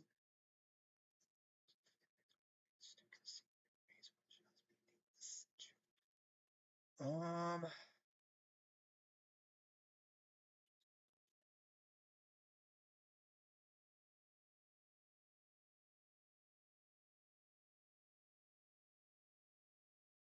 so that's not it. This court determined that protection of a child's best interest is a compelling state interest. Compelling state interest seems like it's synonymous with compelling public interest. The deprivation of fundamental rights is subject to strict scrutiny and may only be upheld if justified by compelling state interest. Okay, I think that's one right there.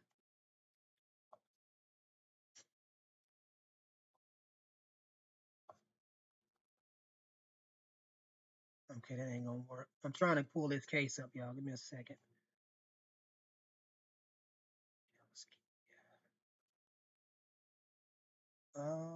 Is that it? Minnesota Court of Appeals, September 7th, 2021. Yeah, that's it. All right. Damn it. That wasn't it. Oh, I got the wrong one. Okay.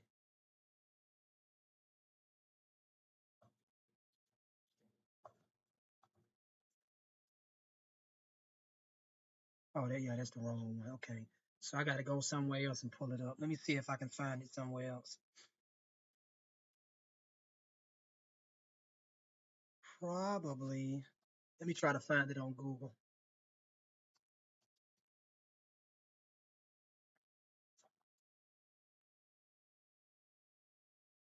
There it is right there. Found it. All right.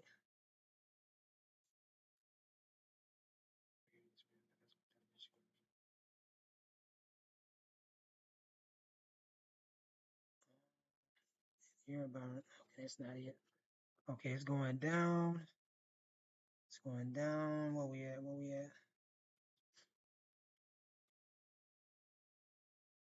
First Amendment. First Amendment. This is going to be a. I think this is going to be a 14th Amendment case.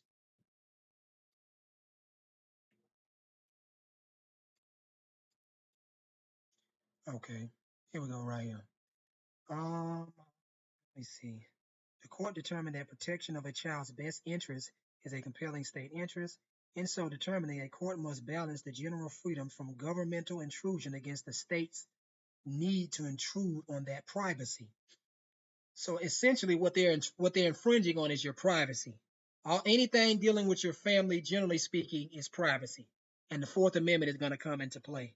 Generally speaking, the Fourth Amendment, or if not the Fourth Amendment, well, I'm gonna say the Fourth Amendment, but primarily in this particular case, it's going to be the 14th Amendment.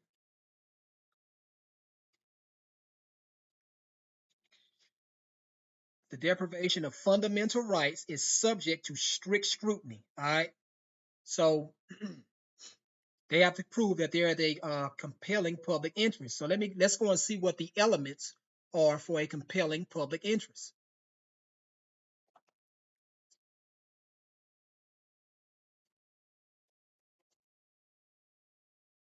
Here we go, right here.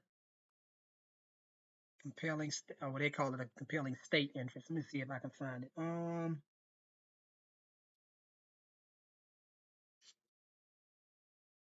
me see if they're going to substantiate this. Let me go. I'm gonna post the number in the chat so you can call in, man.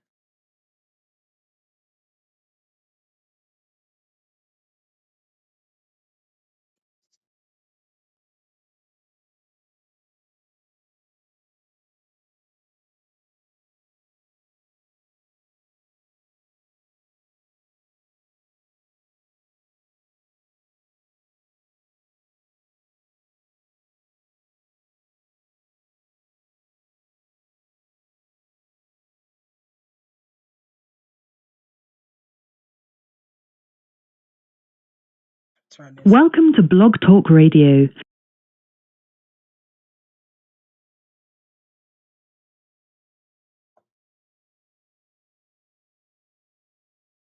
To start your show now.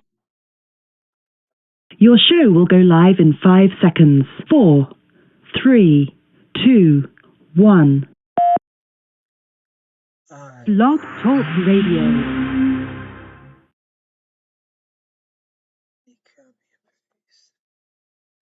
All right, Jerome, you can call if you still there, man. When you get time, you can call in, man. Sorry about that. I gotta learn how to run this stuff, y'all. This is confusing me.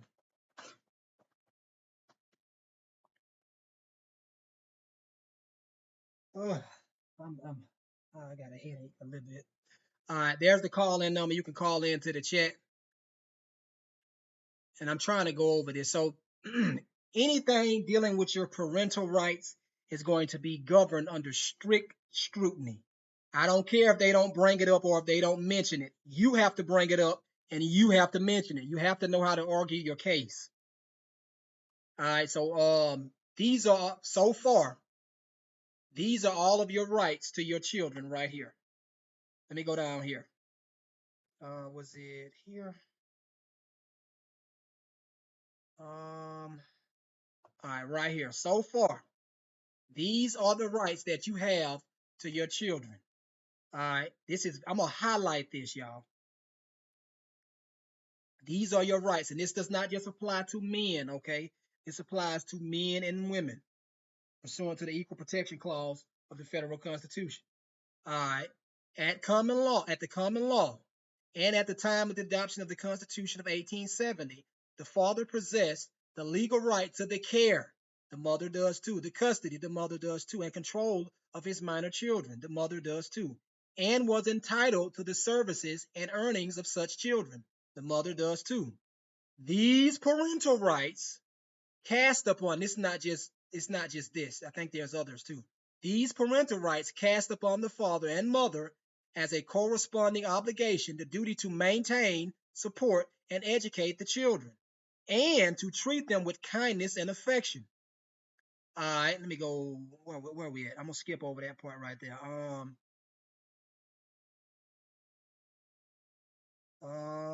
Let me see. And Section 2 of the same article of the Constitution protects the parent against the destruction of his property rights in the services of his children without due process of law. So if anything in regarding to the care of your kid, that is a fundamental right, and they are infringing on that right. And if they are infringing on that right, then they are subject to strict scrutiny and may only that particular statute or whatever they're doing may only be upheld if justified by a compelling state interest. They have to. What interest are we talking about? So let me see if I can. I'm trying to substantiate it. To, I got to find a case that's going to substantiate it for y'all and show y'all what they mean. In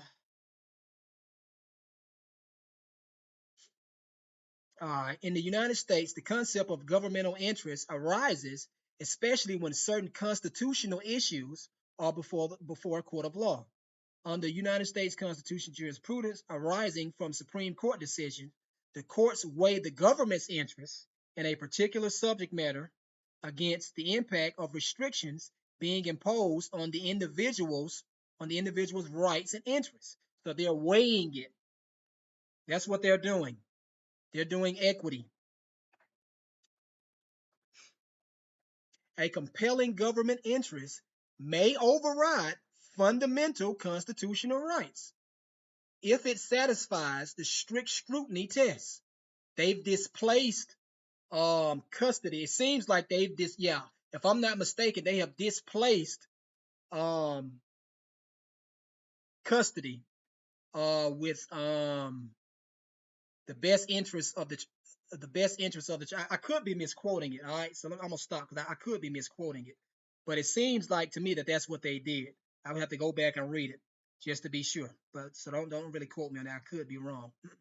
If it satisfies strict scrutiny, if it satisfies the strict scrutiny test, a government interest is compelling if it is essential or necessary rather than a matter of choice, preference, or discretion. When government action infringes on individuals' fundamental rights, the government must show that the government's action is necessary to achieve a compelling government interest. So, what is theirs? If you're abandoning your duties as a parent, then they're going to step in and they're going to act as the parent and they're going to take care of the child. I think that is a compelling government interest. The protection of public health and safety, including the regulation of violent crime, the requirements of national security and military necessity, are considered compelling government interests. Restricting access to unapproved prescription drugs is also a compelling government interest.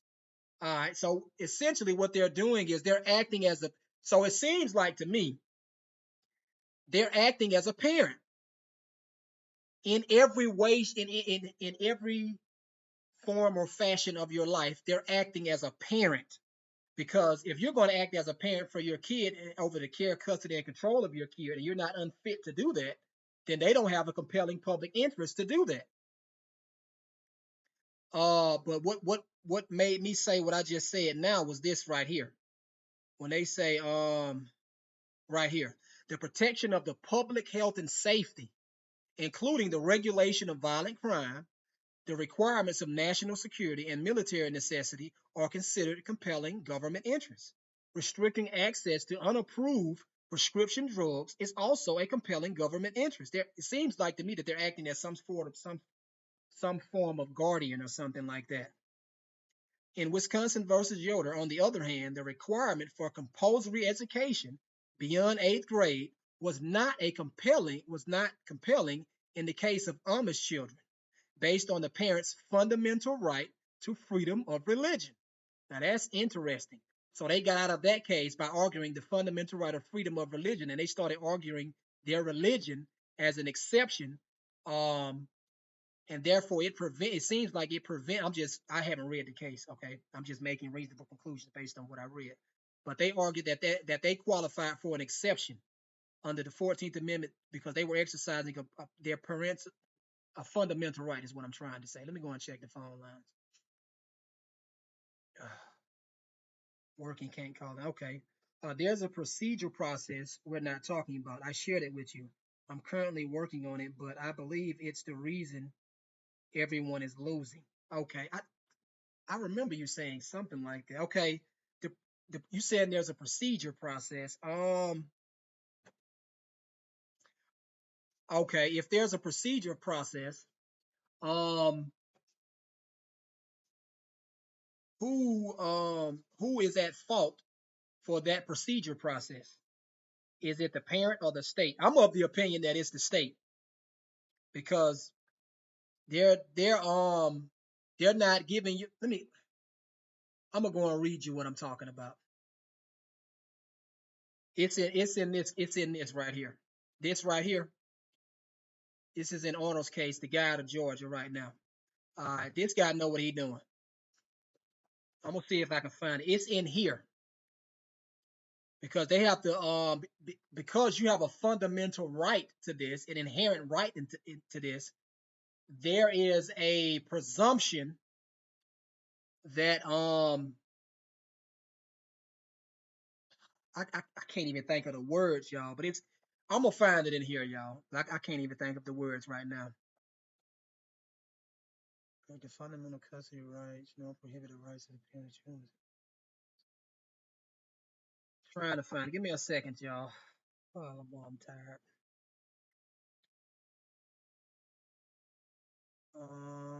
Where is it at? I think this is it right here. Okay. Plaintiff challenges Georgia House Bill 369, amending Section 3 of Chapter 9 of Title 19 of the Official Code of Georgia. Notice these are all code. These are administrative agencies, y'all. So he's doing a facially and as applied challenge, contending the current law violates the substantive due process rights of parents by lacking a favorable presumption and the appropriate burden of proof, what I was just telling you about, clear and convincing evidence, which results in an unnecessary and arbitrary exercise of parents' portrayal. He's not lying. He did his research. He know what he's talking about. In custody disputes between parents, infringing on the rights and interests of Georgians absent the least restrictive means. I've been trying to get in touch with him, y'all, but he is busy. He's filing a lot of paperwork. He's litigating that case. They're giving him a little hard time, but he's not giving up. He's still litigating the case. Let me see. Georgia's parents, fathers, and mothers alike have all been affected by the current usage of Georgia's statutory scheme by its current and continuing application of such a scheme applied solely in contested child custody disputes between two parents. So, if I'm not mistaken, when there's a custody issue between the mother and the father, um, generally speaking, I think the father is deprived of custody um, under the best interest standard. I think it's under the best interest standard. And if that is so, that is the incorrect standard. All right. So essentially, what the guy is saying is there has to be until the evidence is shown that one of the parents is unfit, then the equitable thing to do would be to just grant equal custody to each parent. That is the just, fair, and equitable thing to do, because obviously, since there isn't any evidence in the record that's showing the mother is a bad parent or the father is a bad parent. All right. So that's what they should do, but they don't do that. They don't do that because this is about money. There's some sort of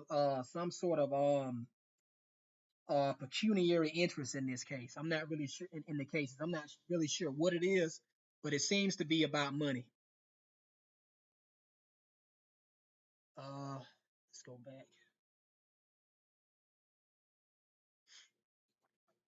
You have to enter your case as an administrative review, not lawsuit. 5 United States Code, Section 701, 706. Let me see what you're talking about. 5 USC. Was it 701? I think. Let me go back and see. What was it? 701 to 706. Agency action is committed to agency discretion by law, person, rule. Let me see.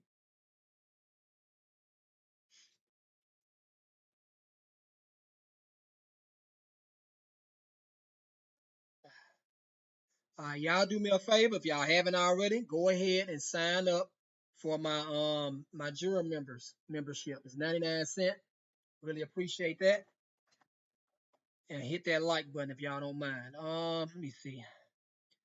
This chapter applies according to the provisions thereof, except to the extent that statutes preclude judicial review or blah blah blah. For the purpose of this chapter, agency means each authority of government of the United States, whether or not it is within. What is the? I need to find the. What is the purpose of this though? You saying all the way to section 06, right of review. Okay, let me see something. A person suffering legal wrong because of agency action, or adversely affected or aggrieved by agency action within the meaning of a relevant statute is entitled to judicial review thereof. An action in a court of the United States seeking relief other than money damages and stating a claim that an agency or an officer or employee thereof acted or failed to act in an official capacity or under color of legal authority shall not be dismissed, nor relief therein be denied on the ground that it is against the United States or that the United States is an indispensable party. The United States may be named as a defendant in any such action, and a judgment or decree may be entered against the United States, provided that any mandatory or injunctive decree shall be. Okay, but what are they talking about though? What is this? What is this for? What is this review for? Let me go to form and venue of proceedings. The form of proceeding for judicial review is a special statutory review proceeding relevant to the subject matter in a court specified by statute. Let me make sure I got any calls. Y'all can call in to the show if y'all want to. What I'm saying is everything in the Constitution argument we all get. We all get the facts, but in order to get into federal court for holding state liable, um, you have to first argue 5 USC subsection 7. Sorry about that, man. I'm sorry about the commercials, y'all, but my channel is monetized, y'all, now. So sorry about that, Mr. Henry. But let me see. What I'm saying is everything in the Constitution argument, we all get the facts. But in order to get into federal court for holding state liable, you have to first argue 5 Unity subsection 7. Um, I don't think that's the only way to get in federal court. I mean, you can you can be in a juvenile court and you can file a notice of removal in there and move it to federal court under federal caution. If they're not acting in a manner that is consistent with due process, you can move it to there and have The um the federal court adjudicated. Y'all hit that like button for me. Hit that like button.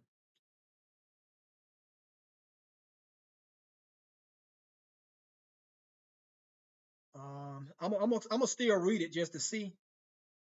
The form of proceeding, the special proceeding review relevant to the subject matter in a court specified by statute or in the absence of inadequacy thereof, any any applicable form of legal action, including action for declaratory judgments or writs of prohibition or mandatory injunctions in a court of competent jurisdiction.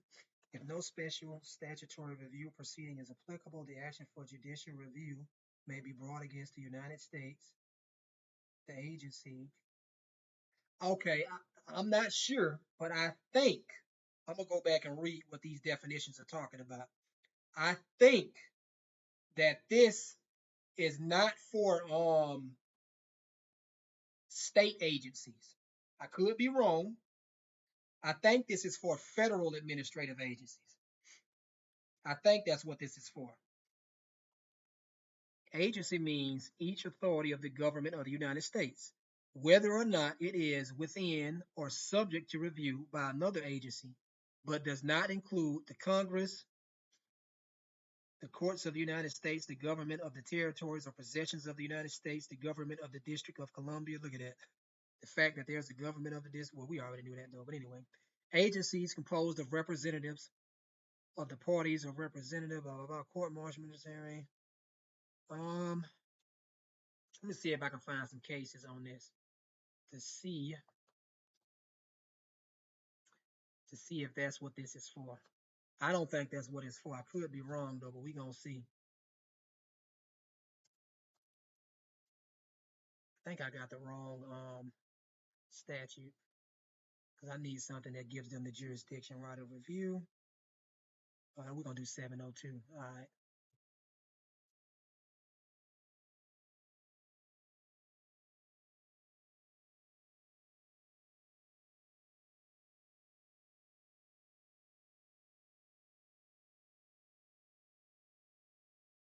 What the hell just happened? I don't know what just happened.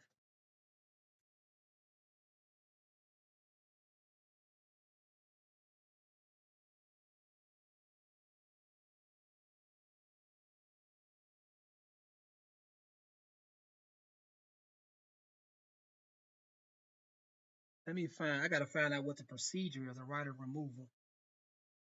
And let me see what the procedure is for you to remove it. Maybe there's a notice or something like that. Give me a second. I'll be right back, y'all.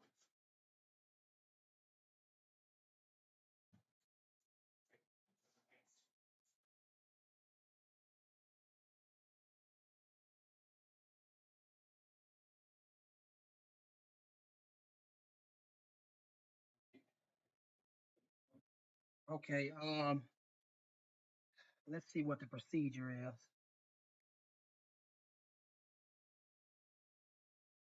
Let me Google it first. Not Google it, but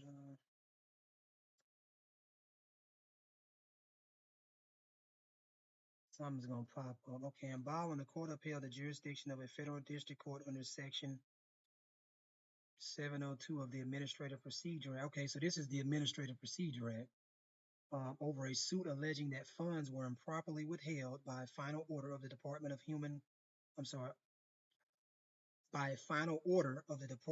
Health and Human Services, which refused to reimburse a state for a category of expenditures under its medical program. So that's on the Administrative Procedure Act.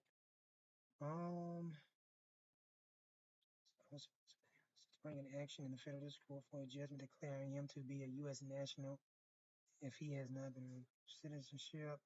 Noting that section only waives sovereign immunity for non-monetary claims. And it makes sense in terms of structure. So this is from the the Federal Administrative Procedure Act. I don't think this applies to the states. I think let me go down a little bit more. I think this only applies to let me see something.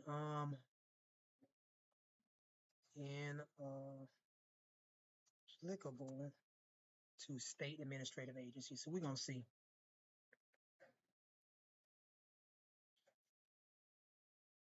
With respect, it appears that the dissenting opinion fails to grasp the basis for our holding in section applicable and is the case. We are not adopted a more. Now, but the states do have their own Administrative Procedure Act related to the Judicial Commonwealth, but I don't think this. I really think this just applies to federal administrative aid. But you may know something I don't know, so let me go back and see. How is the volume low? Is anybody else having any issues with the volume? Anybody?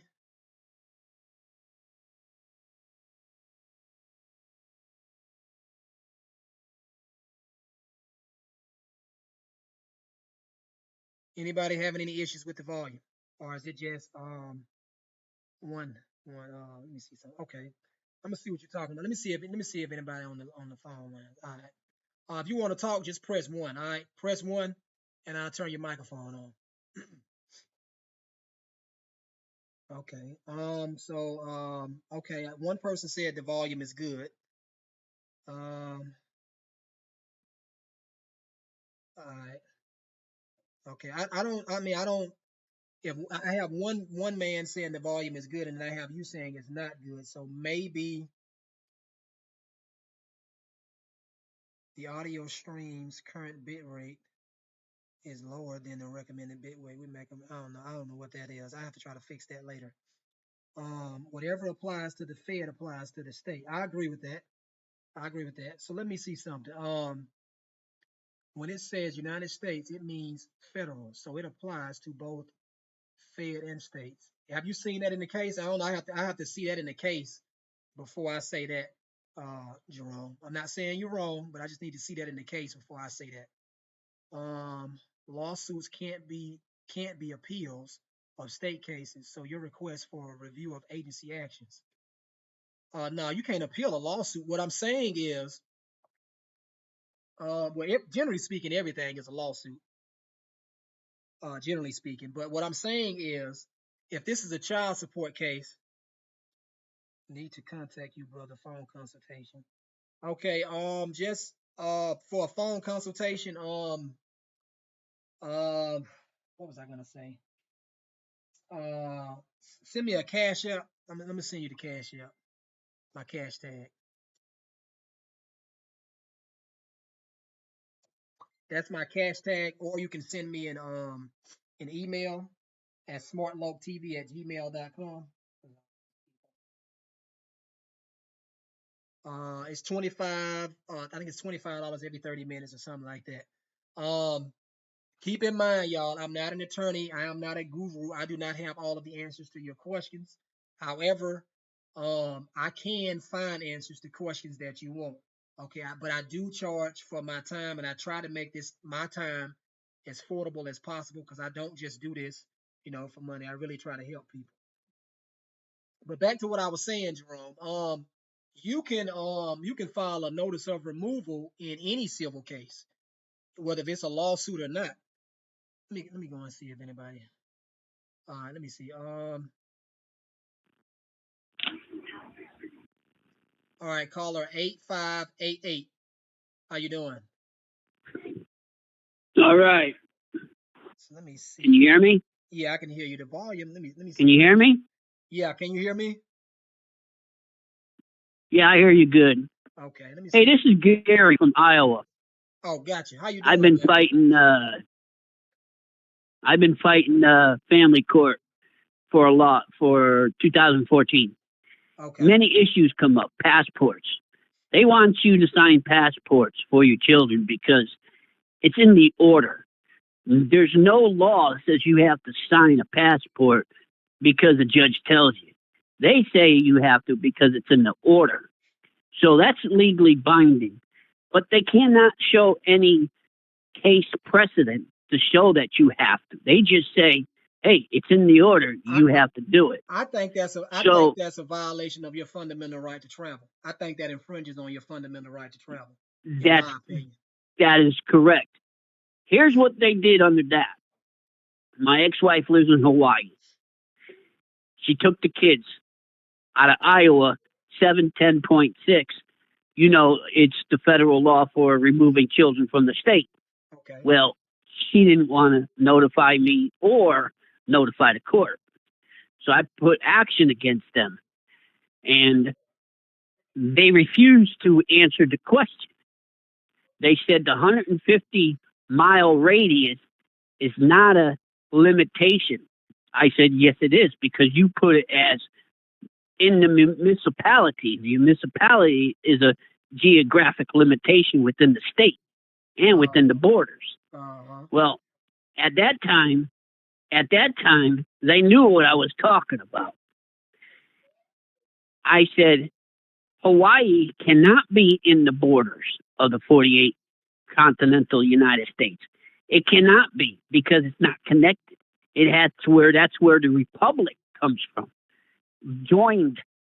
I said, she crossed over international waters. Once she did that, she was out of the United States. So we're still going on with that.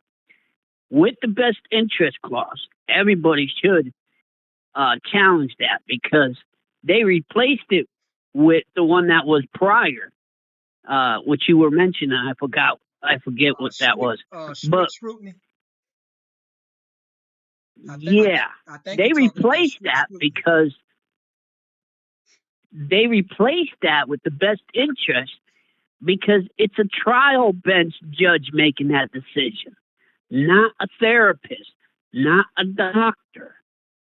See the difference? They have to have a doctor to say in the best interest of the child, not the judge. He can use the word, we have discretion, but there has to be an injury. So you're saying... And the only one to do that... Go ahead. I'm sorry. Go ahead. Go ahead. So the only one who could do the best... Go ahead. I'm going to listen. Go ahead. So the only one that could do a best interest clause is a medical physician, a medical doctor, a psychiatrist, law enforcement. So it doesn't have no statute. Like you said, there's no codified. You can't look it up. You look up best interest, it doesn't tell you nothing. So you have to fight that. I think they are. I would have to find a case on it, but I think they have.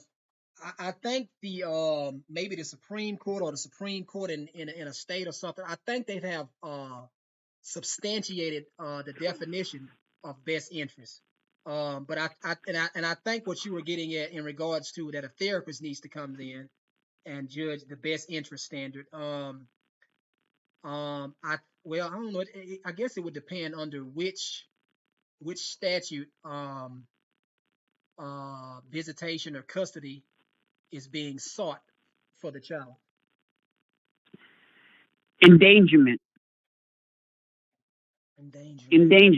or risk of injury. How could they say in the best interest of the child that we keep you from seeing your kids without an injury? Well, they can't do. That's a violation of due process. That is the equivalent. Let me tell you. Go ahead. Let me tell you, they're doing everything illegal with my case because I'm using the law against them, and they have no other choice. They took my right to sign the passport away for my children because they said I wouldn't communicate with my ex-wife. I went in and said, tell me the law says I have to. If it's not health, education, and the well-being of my children, go fuck yourself. Excuse my language. No, you okay. So that's exactly what I told them. So you're saying that they wanted you to communicate with her with her about something that really didn't have anything to do with the children. It had nothing to do with it. It's a separate contract. United States, U.S. government, the United States, and Foreign Affairs has the right of the application. Yeah, well, they can deny you. They violated your right of freedom of association. You know, that's a fundamental right. That's right, the First Amendment. Yeah, if you don't want to, that's right, First Amendment. They can't make you. Man, these people crazy, man. These people crazy. Then These people then what crazy. they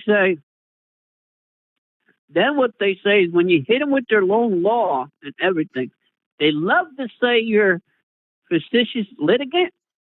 Yeah, a I told vexatious them, what litigant. court? Yeah, I said, what court found me that? You did? You ain't the one who spoke. You can't judge in your own case. That's what they do. That's There exactly. there is a book out there. There is a book everybody has to read. And with your knowledge and with everything, it's called the National Council of Judicial and Family Court Judges, a judicial guide through child safety in child cases, custody cases. This book tells every judge and every lawyer what to do to the pro se litigant father. That's a If real book. when I called up this place, yeah, they're a real organization. Oh, They're that's out in Nevada. I called them up. I said I was a reporter, and I came across this guidebook that you have, and it says it's sponsored by the Department of Justice and the Vow Out Act, Women Against Violence. She said, "Yeah." I said, "Tell me about it." We're organization, lot nonprofit. We go around the country. We tell judges. We guide them. We instruct. I said, "You know what? I read this book, and it's a book to tell judges and lawyers how to screw fathers." And at that moment, I got, at this time, I cannot speak to you. that's crazy. Everybody should read it. That's crazy. It tells Where it can tells the where judges can and the lawyers. I'm sorry to cut you off, but go ahead because I do have other people online. I got to take some more calls, but where can we get a copy of that book for other people to read and see for Right themselves? online. Oh, It's really? right online. It's in a PDF And I form, or you got to also pay have, for it? no, it's free. Okay, cool, cool. It's a yellow. When it comes up, it'll be a yellow document. The first page is yellow. Okay, That's how it comes up on the screen. But I also got the first paperwork on child support back in 1975, how they founded it, how they pushed it through.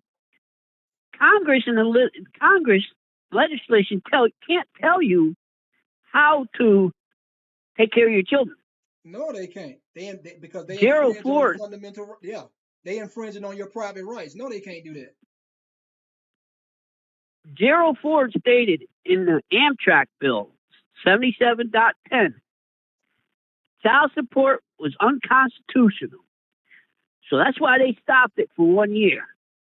They had to figure out a way to get child support in this country, and they did.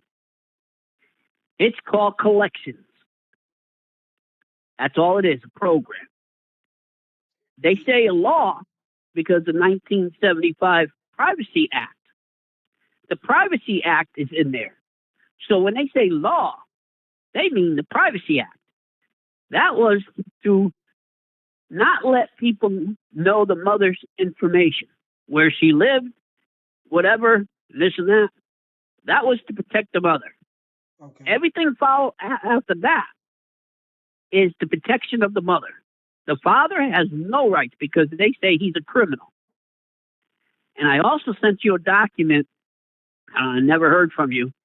It's called Essential for Attorneys in Child Support and Custody Cases. In that document, they tell you child support is for the fathers only. Specifically says that. Then it says that if you read the whole 404 pages, it's only stuff against the father, but not the mother. Do you know that the father is paying the half of the mother's financial? They say both parents are supposed to finance their children. mm-hmm. Well, the father is paying half of the mother's. Yeah, That's I why would they agree go with in and that. say we want both of the finance. Yeah, I would agree with that. They I, that's They want the parents to go into court and give you financial statements. I told the judge, he said, "Where's your financial statement?" I said, "Without a warrant, I'm not giving it to you." No, nothing ever happened Yeah, well, you have every because it's right to say that. voluntarily. Yeah, they can't I make said, you. I'm These are not all refusing. these are all administrative courts, man. They're not even courts. They just look like courts, but Yeah, I know that. the environment is so intimidating because they make it look like a court. They have bailiffs in here, and who wants to go to jail? Nobody want to go to jail, so they use all of these tactics against you to try to make you Now, to go ahead. support your argument about children being locked up, did you read that I put the orphan doctrine? The orphan After doctrine. 1865, the orphan doctrine. Slavery never ended after 1865.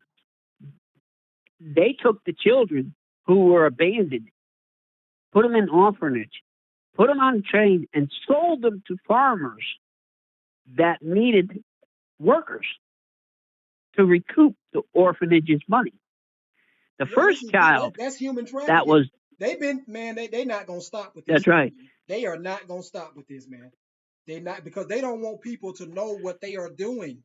The case that I read was from like the 1800s, like you just said. They've been trying to do this stuff, man.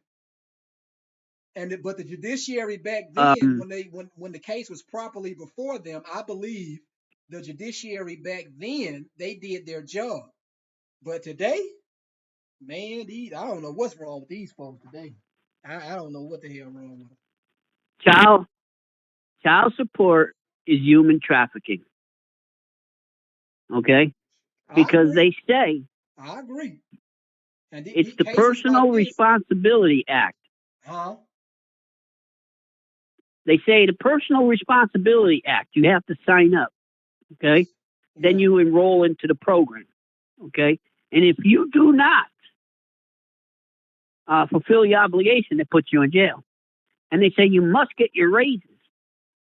Well, that's human trafficking because no one's benefiting from you going to work. Because if you don't go to work, you go to jail. It's human trafficking. Human trafficking states that anyone who benefits off of labor could be prostitution, could be work, could be anything. That's why that's why I have a hearing, or not a hearing, a meeting with the feds next month to sit down and go page to page with the federal government, the FBI in Cedar Rapids about this because everybody says it's a law. It's not. The first document says it's not. I'm gonna have to I study that have some it. more, man. I'm gonna have to dive deep down into that because it seems like a lot of people are having issues with these family courts, man. It's not just you or me because I've had Hey, issues with them too, you know. And when I come in and I make my arguments, my arguments have merit, but they don't want to hear anything I say. all right. Nope. They don't care about what you say. Now, the key thing that people got to do, they need, like you talked to many times. I listened to you because I think you got pretty much good knowledge. I Appreciate it. listened to you. Appreciate it. The Woman Against Violence Act. The Woman Against Violence Act. They need mothers to go in and say that she was mentally harmed, abused, so they can award the children to her. Mm-hmm. I got a letter from child support stating I am not paying my child support and under the Victim Restitution Act.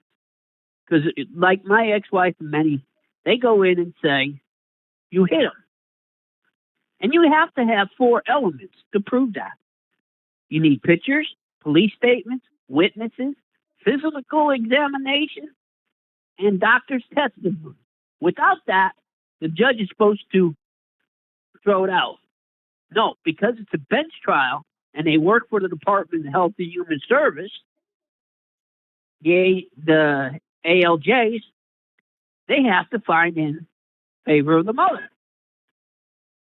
So the mother goes down to the clerk's office, gets the temporary order of protection under a waiver of juvenile. If there's a juvenile in presence, they have to have a juvenile hearing because the child's seen it. So the mother goes down and gets a waiver from juvenile court. And they say domestic violence can be heard in any district. So they set us up by family courts and district court.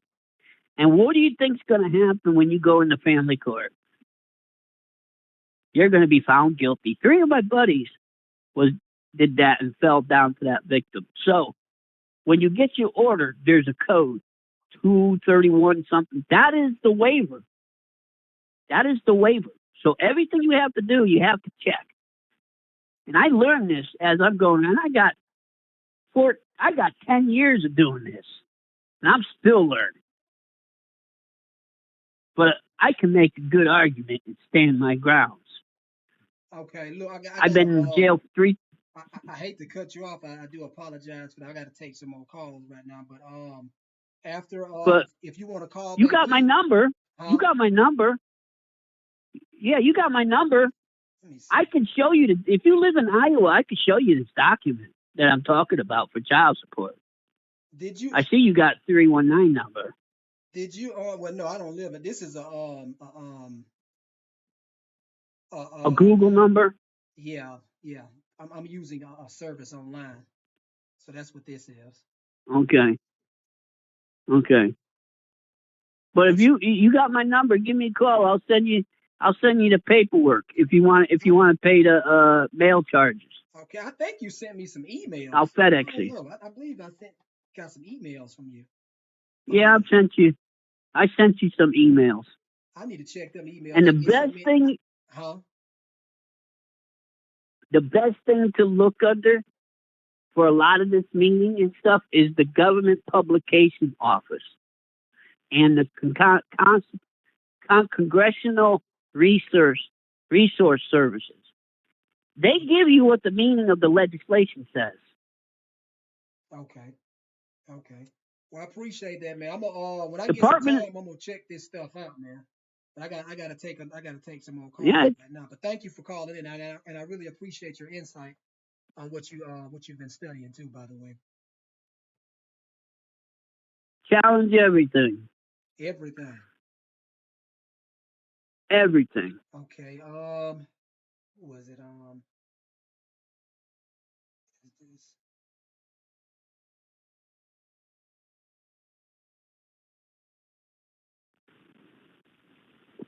All right, caller 6516. How you doing? You hear me? What's good, man? Sorry Hello? about that, man. But what's good? Yo, man. Hey, I'm at work, so I gotta be kind of short. Okay. But what I'm trying to say about 5 U.S.C. 701 through 706 is how you access and you get the federal court to not dismiss your case when you're trying to sue. Okay, we all understand that the state agency is an administrative agency. It's a legislative action. We all understand that the state deals with its own administrative reviews where the state appeals. But what happens with child support is the states are making money off you, so they're not going to dismiss these cases. They're not going to recognize your federal rights. The only court that recognizes federal rights is the federal court. The only cases you could bring to the federal court are in regards of your federal Bill of Rights. Then it says a U.S. citizen and all that stuff. When it says the United States and all that stuff, that's in reference to the federal side. It's basically disclosing who you are as the U.S. citizen. You know how they say, oh, you don't want to be that. Well, in regards of your federal rights, when you're trying to get the federal court to look at your case, you are a federal citizen or U.S. citizen because you have a U.S. Bill of Rights. Does that make sense to anybody? If you, without argument, if you can understand that, You can understand when you bring these cases from the state to the federal court's going to give the 11th immunity Rooker-Feldman doctrine for any employee of the state. The reason why is this: is less you put in your filing this request for administrative review, I don't think the federal court has to tell you how to do your case. And they're going to dismiss it because they're under the assumption that the state adjudicated the case properly. Okay. And they're not being used for a court of appeals. You cannot access the federal courts with how we're doing our constitutional arguments. Yes, they're all valid once you get into the court, though. Yeah, you can put your constitutional arguments in your filings, but how do we access the federal court is the question. You can get up there, they'll say, oh, it was this, oh, it was that, oh, it was this, oh, it was that. Trust me, dog, I've been doing this for 5 years. Yes, everybody has been doing research, they've been doing this and that. What I'm saying is, since I've been using this in my filings, I'm getting action from the federal court in regards of my mistakes, and they're responding, and I got to fix them. I don't know for indefinite that this works, but what I'm saying, this is something that I did not notice in law when I'm researching how to defend myself against child support. But second, I haven't noticed anybody else talking about this anywhere. You can barely find case laws about it. But when we look at the federal court's jurisdiction, the only time they can get involved with the state is if they violated your rights. And what we're trying to say is this administrative agency used state statutes to violate my rights. And this is why I need you to review the state action, because I exhausted all state. I think you're saying I exhausted all my state remedies. And now I need a judicial review. I think you're not saying not appeal. Correct me if I'm wrong, but I think you're saying since family court is an administrative agency. Well, not family court. The child support is an administrative agency. That's where we're getting confused. We're getting confused because they handle their DSS handles all the procedures in family court, but the court is in operation under contract. So they're contractors. They're upholding federal statutes in the state court. So they're not actually family court. And this is what I'm trying to tell you. When we're arguing these things, we're getting confused with that. But when you ask for the administrative review from the federal court, you're asking them to look at that fact. Because up until then, when you ruled this way, ruled that way, well, guess what? You called her a judge, and you said it was a ruling, and guess what? They don't have no jurisdiction over that. The federal court's going to throw that out. Are you feeling how I'm saying this? But if you say I need to... I'm gonna need to read it. To get you got to read it. You got to read it because 701 to 706 all applies to administrative review. You're not going to find any other administrative review that applies federally because that is a federal statute, and you can sue under federal statute. So you're saying that because essentially all of this stuff is derived, they have some sort of they're doing some sort of business on behalf of the federal government. So as a result, yes, well, that's another argument I have. That's a 10th Amendment violation. Now, if you look up Reno versus Condon, it's a 2000 case.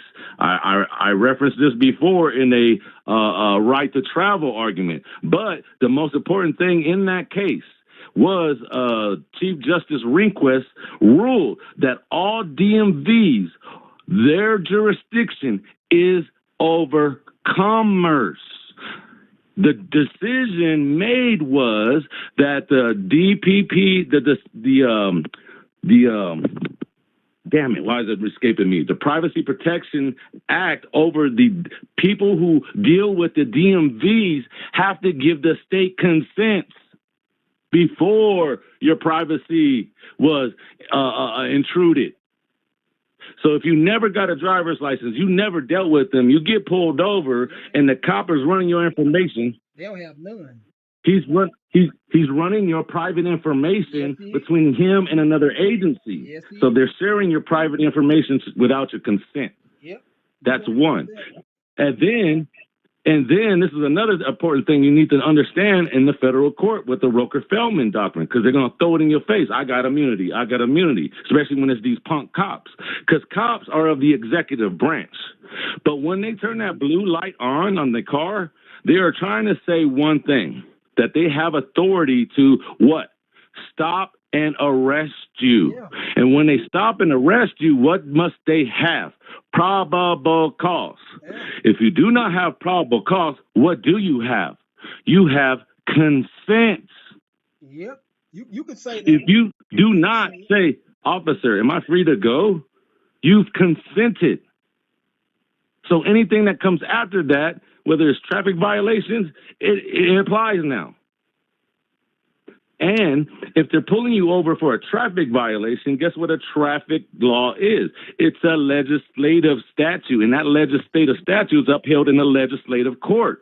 And guess what the cop is doing? He's operating in a legislative function. Yeah. It's a ministerial act. Yeah. He loses immunity. Yes, he does. But what they're saying is, so, he is when he exercises discretion, even though he's a member of the executive branch of government, he's authorized. He's exceeding his duty. He's exceeding his official duty.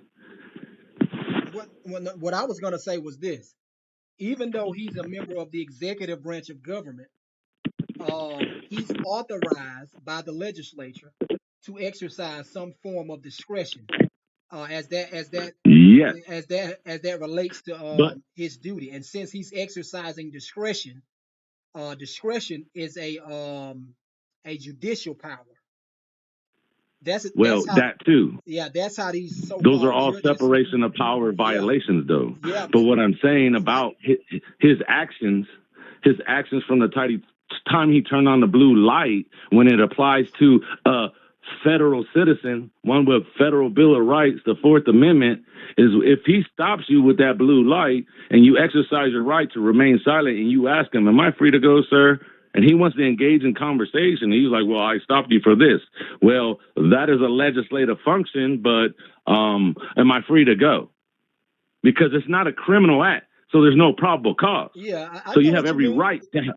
They're you know what I'm saying? So yeah, they're treating everything as if it's criminal, though. That's what makes it doesn't matter. But they're leaving it up to you to understand what's going on. And if you don't make these arguments, then they're not going to help you. And that's what I'm trying to say about the federal court when you're using 5 U.S.C. 701 to 706, is that if you don't use that, you're basically saying, boom, boom, the state treated me unfairly. They violated my rights. They did all these things. That might be true. It might be true. But guess what you're saying to a federal court? You're saying the state did something that they have a right to do, because you didn't tell them that they didn't have a right to do it. And how do you tell them they didn't have a right to do it other than arguing? Because if you don't tell them that this is an administrative review, which they're allowed to do, they don't know if you gave consent. They don't know what you did. But if you do not argue it, they're going to make the assumption that, oh, the state properly adjudicated this. We can't get involved. Yeah, they're going to. If you don't they got immunity. We'll presume it. Yeah. So. I got the. I'm gonna have to see some of your paperwork to read over to see exactly what you're talking about in regards to this Administrative Procedure Act. But it seems like you're saying that U.S. district courts have original jurisdiction to review administrative actions that occurred in state court. Is that what you're saying? Under 5 U.S.C. 701 through 706 only. Okay. Because if you do not say through 5 U.S.C. 701 through 706, you're saying that it was a proper state action, and you're telling the court you don't want them to review it. Wait, because they're not under the. I mean, but they have original jurisdiction in another Only under state. your federal rights, though. Huh? Only over your federal rights. They're not a court for an appellate purpose. Yeah, now, I Your agree with federal that, rights, but you can let's say you in juvenile court or whatever you want to call it. There's a statute that family court. authorizes the U.S. District Court to exercise federal question jurisdiction under on a notice of removal in a civil case. And you have Okay. how you invoke their jurisdiction is you have to make allegations that show that they violated the Constitution in the state court. Yes. Yes. Same thing with an administrative review. So Because if you go through the state to do administrative review, guess what they're reviewing? Their state. They're not reviewing federal rights. That's why your federal rights are ignored. Who has the jurisdiction to review federal rights? The federal court. But that's only if you put them into play to protect your federal rights during an administrative hearing. An administrative hearing, well, see, look, the key word, too, this is the key words, arbitrary and capricious. Because arbitrary and capricious, when you say that, you say it was a function done without due process, without jury, without any type of discovery, without you even get to argue your case. When you say arbitrary and capricious, now you let the federal courts know this was just some random thing done in some office. This is administrative. This is ministerial. Okay, let me ask you this then. Let me ask you this. Go ahead and tell me, if you don't mind, some things about your case from start to finish in regards to you using 5 United States Code section, was it 701? Like how are they Yeah. responding to it now? My child support case wasn't put in like everyone else's. The reason why is I've already dealt with this with my 19-year-old daughter. I already went through the ringer with this for 18 years with one daughter already. I got 2 other kids that they started this on in 2018.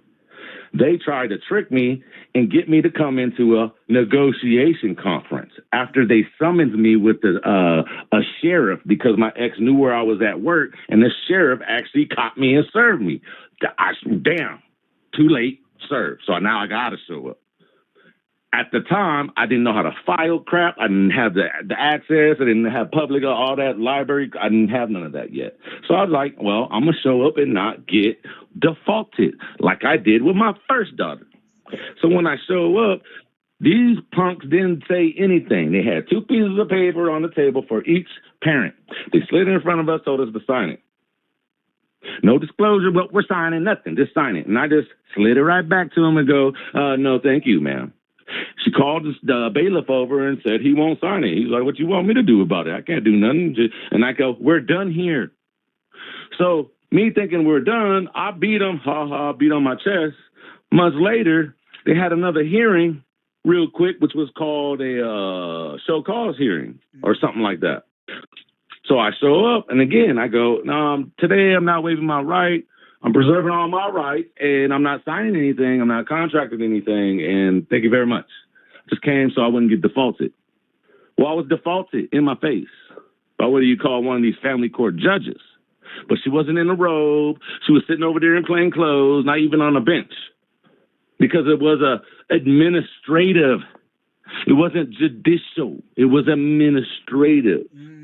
So a year go by, had a show cause hearing again.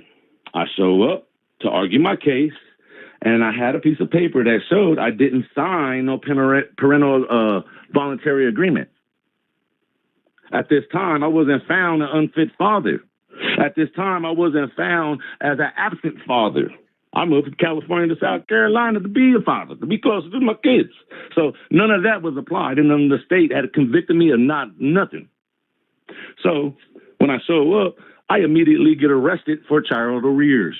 I do 30 days in jail and get out and started my process of trying to sue any and every goddamn body who want to violate my rights. Gotcha. So with that said, they have no proper authority in my life, right? But they done took my license. They done arrested me. They ran me through the ringer for the past 5 years. So all my lawsuits, because I'm stupid and I don't know how to write one, educate law and all this stuff was like new to me at the time. All my lawsuits were getting thrown out because of that.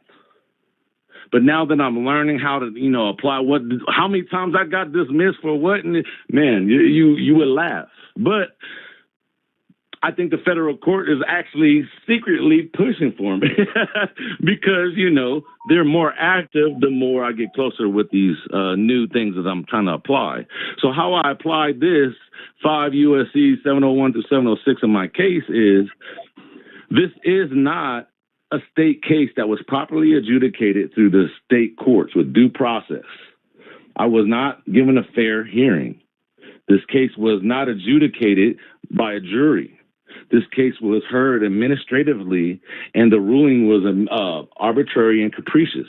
I need this court to review this action and to undo it because it's causing me undue burden.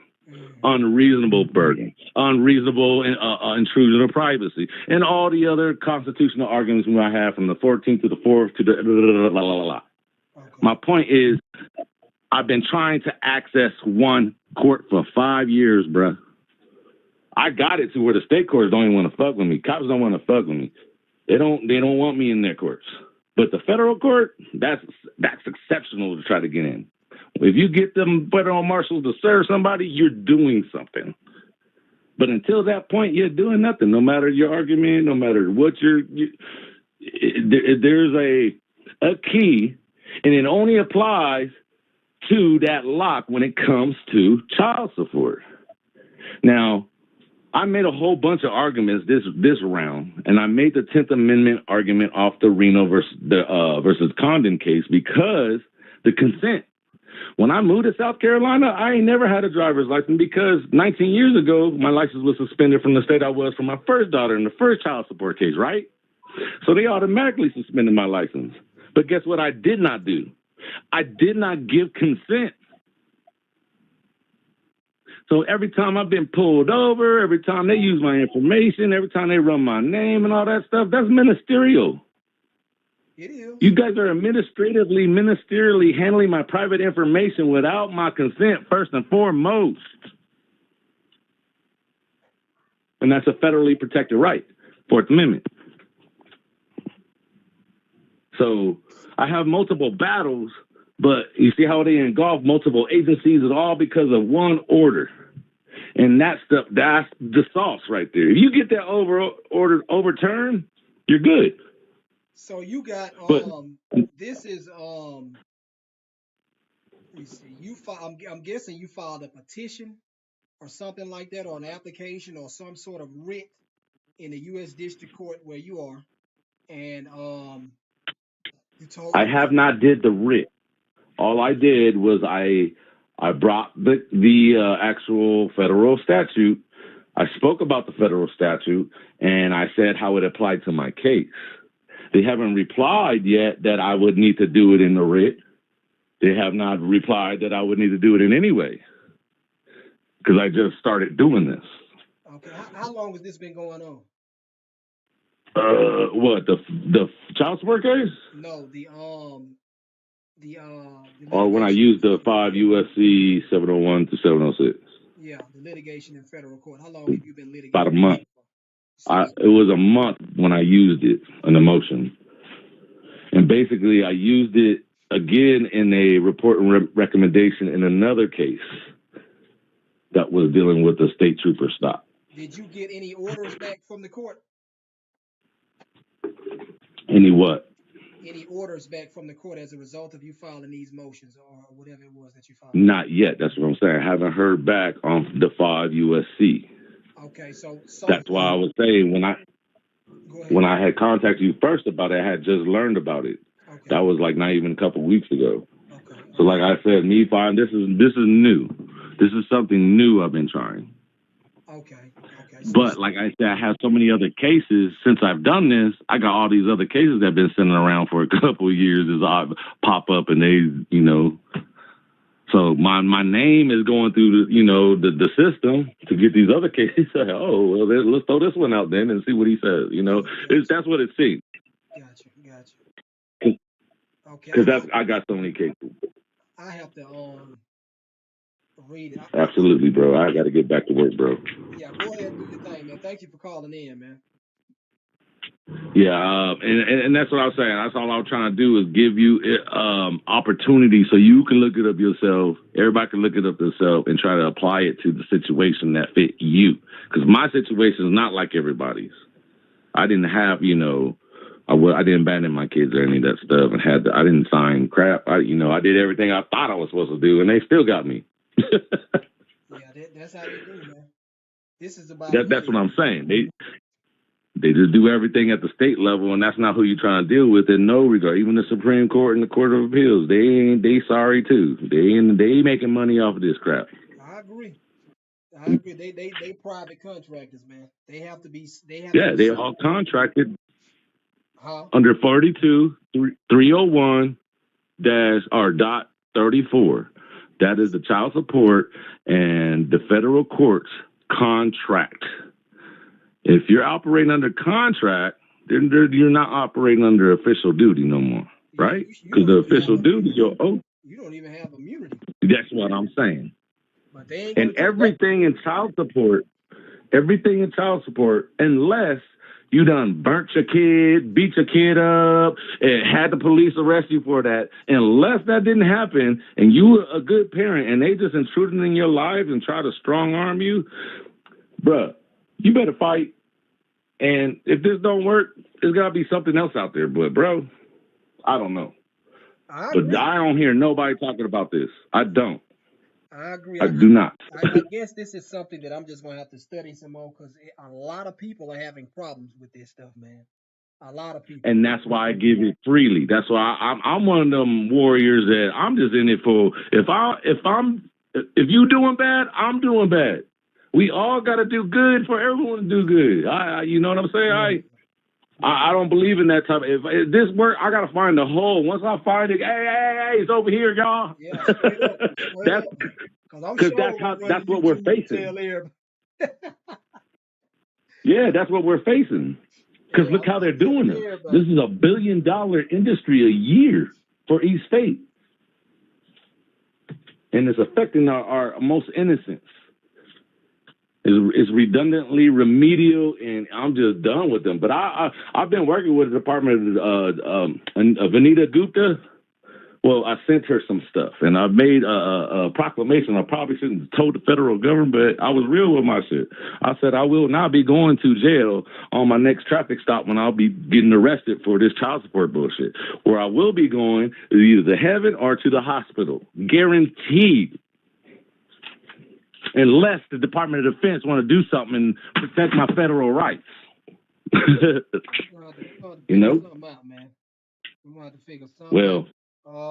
But I can't. I just can't do all this stuff by myself. I can do all of the work, drafting all the paperwork, doing the research on the cases, and trying to explain it or just provide commentary on it in a manner to where anybody can understand it. I don't think I have an issue with that. But it's so overwhelming for one man to do or just one woman to do. You know what I'm saying? I just can't. Well, you got so many different lives. You got so many different situations too. You got to do it. You can't. One answer don't fit all. Yeah. You know what I mean? That too. You're right about that. And that's what I'm saying. My biggest answer is accessing that federal court is a mug. That's the problem because they ain't been putting no rulings in since Blessings versus Freestone. How old is that case, Blessings versus Freestone? 97, 91, something like that, 94. Okay. I'm gonna keep reading these old cases to see if I can find, I guess, the first child support case, something like that, to see what's going on. Because you got to read the old cases. I think that is the first child support case, Blessings versus Freestone. There's another one. I think it's Gideon versus Gideon or something like that. There's like a handful of them, but they all are the same era, saying the same thing. Okay. But that's what I'm saying. What does it matter to a state court if you go in there and be like, because of Blessings versus Freestone, no parent got no right to child support. They give a fuck about that? No. They rule anyway, right? Because this is administrative. All of this stuff is extremely controversial, man. That's why I say the judiciary, this is just my own personal opinion. Some people may disagree with this, but the judiciary back then, they were adjudicating cases that they didn't care how controversial they was. From what I've been reading, they, Yeah, huh? yeah, they were a lot more wholesome. We had Yeah, the family unit back. That was before internet. they You were see a kid adjudicating playing outside anymore? they were adjudicating cases um fairly. Not only that, I mean they weren't they didn't care about the controversy surrounding the case. If it needed to be adjudicated, then they adjudicated the case like they were supposed to. But today they just don't do that, man.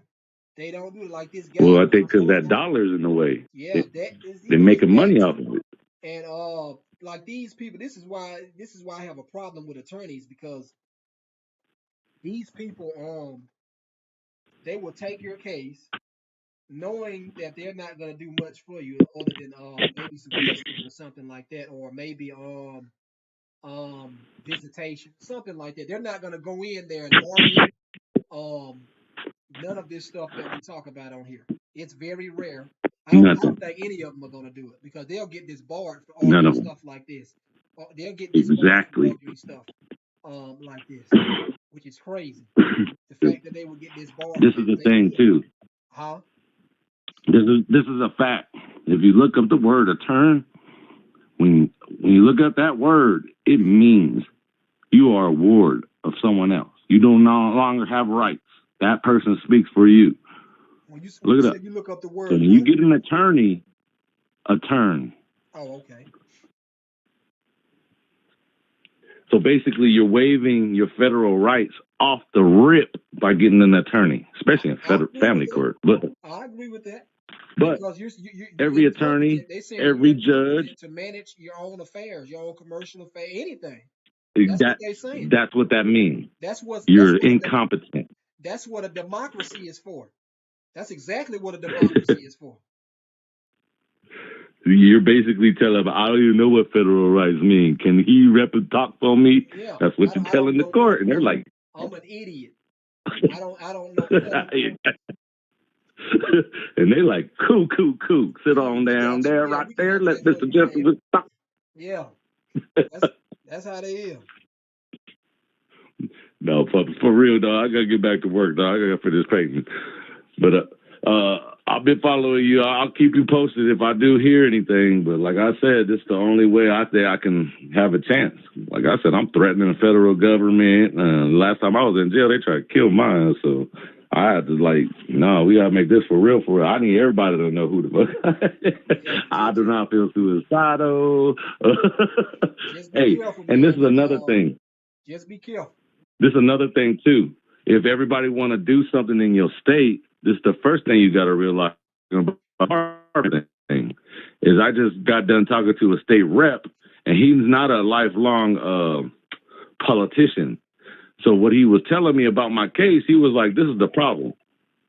He says everybody that's in the seat of power in the state is a bar member or ex-attorney. He Yeah, says everybody, the yeah, judges, the legislators. yeah. So that right there is a monopoly against our federal rights. You can say And that. if you're going to do something in your state to fight this, you need to apply that fact to your arguments too, fellas, because that is a monopoly from your lawmakers, from whoever, your overseers of the state.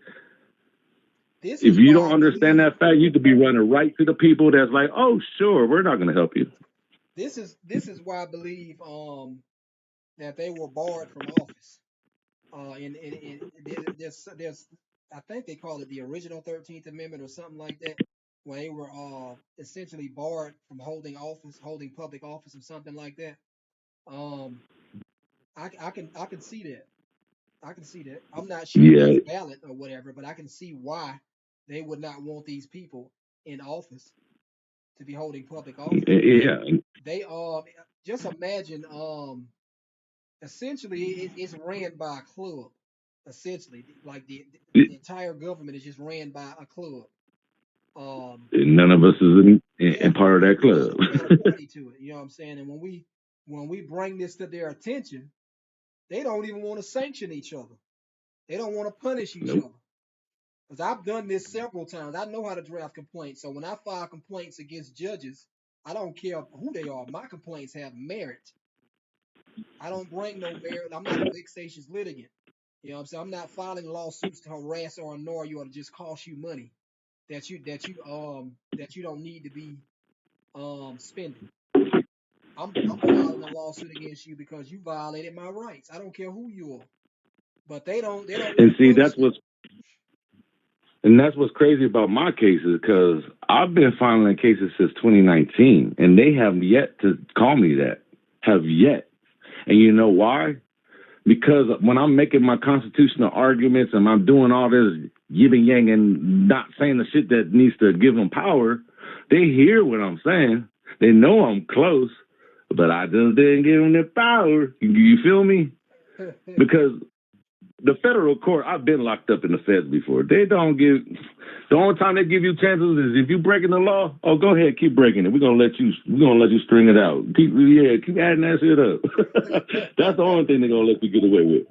So if they ain't gonna let you get away with something, trust me, they'll be at your baby mama house, your third baby mama. They know everything about it. They'll come get you. But in my case, they just haven't done that yet. I'll knock on wood, but I feel that they feel me. It's just they know I'm just too dumb to access their power. Man, So they just, they watching everybody on YouTube who talking about this stuff like we talk about it. Oh yeah, If you don't think that they watching you, you crazy. No, everybody watching us. They got little Cheeto eating 19-year-olds in a little booth somewhere flying drones on the other side of the planet, dog. Come on. Yeah, man, them folks is watching us, man. Them folks. The reason that they're doing it is because they scared. They should be scared because they're supposed to be scared. They are our creation. They're our creation, and we're allowing them to. But I have an extremely low tolerance when dealing with these people because they don't play fair. You can follow the rules all Not at all. If they want to rule against you, they are going to rule against you. All right, that's just what it is. Fact. They don't want people to know that you don't have to go to law school to learn any of this stuff because you don't. And I'm not telling you what somebody told me. I'm telling you what I know. You don't need to go to law school for this stuff. The only thing that you need to do is read cases, read law dictionaries, and practice objections. That's all you need to do. They don't own this. This is not theirs. They don't own the law or whatever you want to call it. It doesn't belong to them. They don't have an exclusive license. They can't grant you a license to something that they don't own. How they gonna tell you can't do it? It doesn't belong to them. Exactly. But one of the best advices I can give to anyone out there, do not sue any judge. Don't do it. Because they got judicial immunity. They got everybody looking at them. And when you do that, you just put yourself as the target to just take shots at. That's what. And that's part of my problem. Was it Arnold versus Kemp? He says they don't have immunity. He says they don't have immunity because. Yeah, but at the end of the day, they pulled that Stump v. Sparkman out, and that's what they said on that. They die on that hill, bro. No, you cannot. You got to go and read his case. They don't have immunity. I referenced his case. Huh? I referenced him. I've used his cases. I've referenced his arguments. Did you? But what I'm saying is, I've actually used it. I've actually tried to sue a judge, and I'm telling you, nope. I appealed it all the way to the Fourth Circuit. I've appealed all the way to the Fourth Circuit Court of Appeals, and guess what? Stump v. Sparkman all day long, and that was the start. That was my start of suing the federal family court judge, or the family court judge. It was administrative. She shouldn't have immunity. Well, go ahead. I'm sorry. I'm just saying, she a family court judge, and she shouldn't have immunity. This was administrative. You know, you could do all those arguments all day long.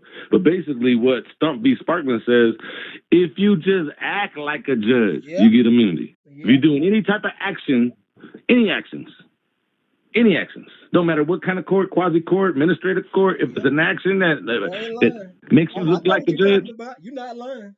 I know what you're talking about, but I'm of the opinion that they got that wrong.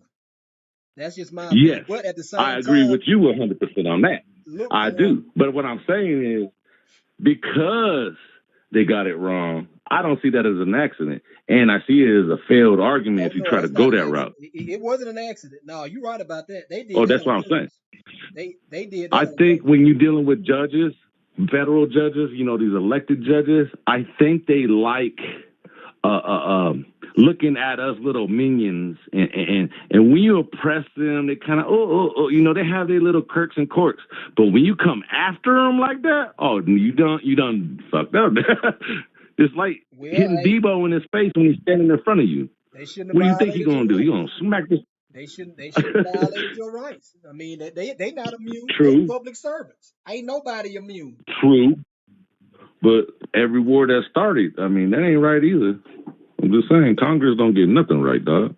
Yeah. Half the laws is made is off getting at us, and we created them. Hold on, Yeah, wait, yeah, I what? agree. It's tough out here, man. That's why I say I don't place all of the blame on us because there are people who really take the time to study this stuff and make sure that they follow all the rules, and they still get treated as if their rights don't matter because they don't. They Yep. do, man. These y'all, man, I got some stories for y'all. These people are haters, man. They haters. You could be Well, I know 100% they hate right me in thoroughly. all of your arguments. And man, if they want to deny it, they go deny it. The reason that they're doing that, man, is because they don't want people to know that you don't need to go to law school for this stuff. They don't want to give you any type of, they don't want to give your learning, your skill, your paperwork, any type of respect or credence because this is going to cost them money. Not only that, it's going Well, to, yeah, huh? the hardest part of it is just the filings, knowing what to say, when to say it, and how to say it. That's the only hard part about it. That's why I said our constitutional arguments, we know those, we know our rights. We know all those things, but the trick is accessing and using the words in the right place. You know, that's the hardest part right there. Man, well, And for me, that's what you're saying. They're club. They're a club that speak that language. It's a language. for me, it's easy, but I mean, I've been studying this stuff for like almost 15 years, so that's why I can say that. You feel me? When I first started, my paperwork it was just terrible. You know what I'm saying? But now, When I get done with this, I'm good. Y'all yeah, can have it. now my stuff is A1. But still, regardless of that fact, man, they just hate us, man. They don't want to give your paperwork any type of respect or credence because one, they can't control you. You know what I'm saying? They can't dictate what you go into court and argue or not. And they can't you don't have anything to lose by going into court arguing this stuff. They're not you don't have to you're not worried about them sanctioning you and taking your bar license and stuff like that. You know what I'm saying? Because they will do that. That's why they need to be stopped. They will do that. Hey man, let me get back to work, man. My paint's drying out. All They right, get man. yelling at me over here. All All right. right, but I'll keep in touch with you though. All right, for sure. Let me check the phone lines. Anybody else? If you want to talk, if you have any questions, anything like that, just press one, and I'll turn your microphone on, and we can go from there. Let me get back right here. Also, y'all, if y'all don't mind, go ahead and sign up for that juror membership, y'all. It's 99 cents. I know I'm worth 99 cents, so please go ahead and sign up for that. Let's see. Incompetent. You only present yourself.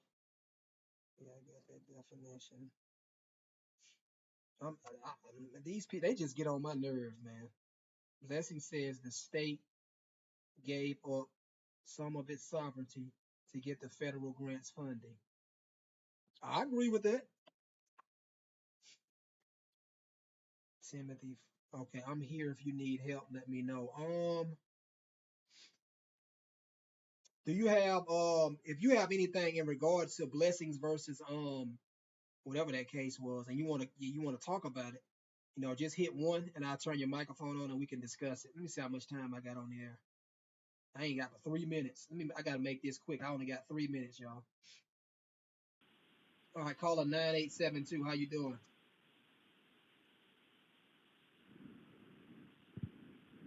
Hey, hello. Hey, can you hear me? Yeah, I hear you now. Okay, Yeah, we only got 3 minutes, man. So we gotta talk fast. okay, got you. I don't got that much to say anyway because I'm really just now starting my journey. But from what I get out of it is that you have to acquiesce them the way that they acquiesced us with the default judgment. So what I mean by that is like, you know how you send in your paperwork, your interrogatories and your invert, all that type of stuff, and you know they never answer you. So what I'm hearing is you have to send it. It's called a notary presentment. What you do is you have the notary mail your stuff, and then because they have to answer back an affidavit in the same form that you sent to them under oath, and you know they'll never do that. So when they don't send back that information, then you have the notary right there because they supposed to know they're gonna mail it back to the notary. The notary is gonna be your witness that they did not send back the information that how they wanted to, and that's how you were supposed to get a default acquiesce judgment against them, and you send that to the judge. And from what I've been hearing, I think that's the route that you need to go to get some type of. You can do that. I mean, you could do that in any case, for real, for real. You can default. It's called. Yeah, but it's called an estoppel, if I'm not mistaken. I want to say 90 seconds. I think it's a collateral estoppel or something like that. I think, Mhm. but it's basically you say for instance that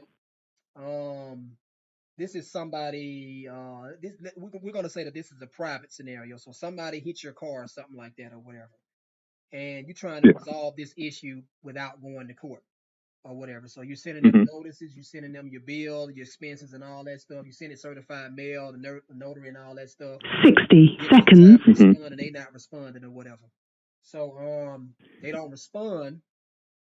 You can take all of that information into court and default them out on it because you can Yeah. raise the defense of collateral estoppel because you tried to resolve this matter. You acted in a manner that is consistent with the principles of equity prior to you litigating this case. And Because this is equity, you know. I mean, this child support it really is equity. You know, you're dealing with equity. it's quasi equity. It's not really equity because they're using statutes and ain't no statutes in equity. Equity is independent of Oh, statutes. I get what you're So saying. Yeah, exactly. it's like a species of equity. Well, put it like this: it's colorable equity, and 10 seconds. it's extremely limited because because it's under a statute. Okay. So I never really hear people talking about that. You know what I mean? Like far as like how they never respond to our letters and whatnot. You know, especially after they get you in that default judgment, they like, hey, well, forget you. You know. And I think that's the way to, get that properly in front of. They have to deal with that. You know what I mean? And once you get that on record, at least when you go to your next stage, or I guess your appeals or however guy just said it, you have that on the record. Because they're going to be watching to see if they did the right procedures for the most part. You get what I'm saying? And that's going to be a flaw in the procedure, and that'll give you ground for your appeal or whatnot. Yeah, I mean that's a possibility, but the problem that we are having, in my opinion, I'm not saying you're wrong. The problem that we're having is these are not honorable men and women that we are dealing with. Right. They just not. They hate us, man. I don't know any other word to use. I know what a hate is, and you know what a hate is. They hate us. Exactly, and you said what it is, and what it is basically if they don't want it to get out to the public that okay, you can go look up these rights, because then it'll put all the lawyers out of business and whatnot, and they all come from lawyers and stuff like that, and that's what they're trying to protect. They're trying to protect their interest. They have an interest in this. This stuff goes against the status quo. A lot of this stuff does, like that whole rights to travel and all that. Man, the judiciary, man, back then they did their job, man. They did their job. Yeah, because it was more honor. It was more honoring men. They honor in the job that they did and stuff like that. You know, they don't. People just they doing it for for the hype. Now I'm a judge. You know what I mean? I do what I want. And I done seen case law where judges talk to people like trash. You know what I mean? Yeah. These people really think they can say and do to you whatever they want. Literally, that's how they think. That's why. Yeah. Now that particular part, in my opinion, that is our fault because It is. ain't no It is way we because should it's allow our that. duty. Huh? I say it is because it's really our duty to keep them in check, Yeah, you and got to keep them we in fell check. off of that. The people are a coordinate department of the government. We are the fourth branch of government. Yeah. The And they people leave are that saying, out. They leave that out on purpose, don't they? yeah. I've read cases that say that, but they old cases though, from like the 1800s that say that. You see what I'm saying? Yeah. But look, the old they did their job, y'all. This is some of this stuff is our fault. I ain't gonna lie, it's our fault. But Yeah. Like I was listening to some of your old stuff. I got on you because you were reading that book that man put out, and I actually took that information and sent in some affidavits and whatnot.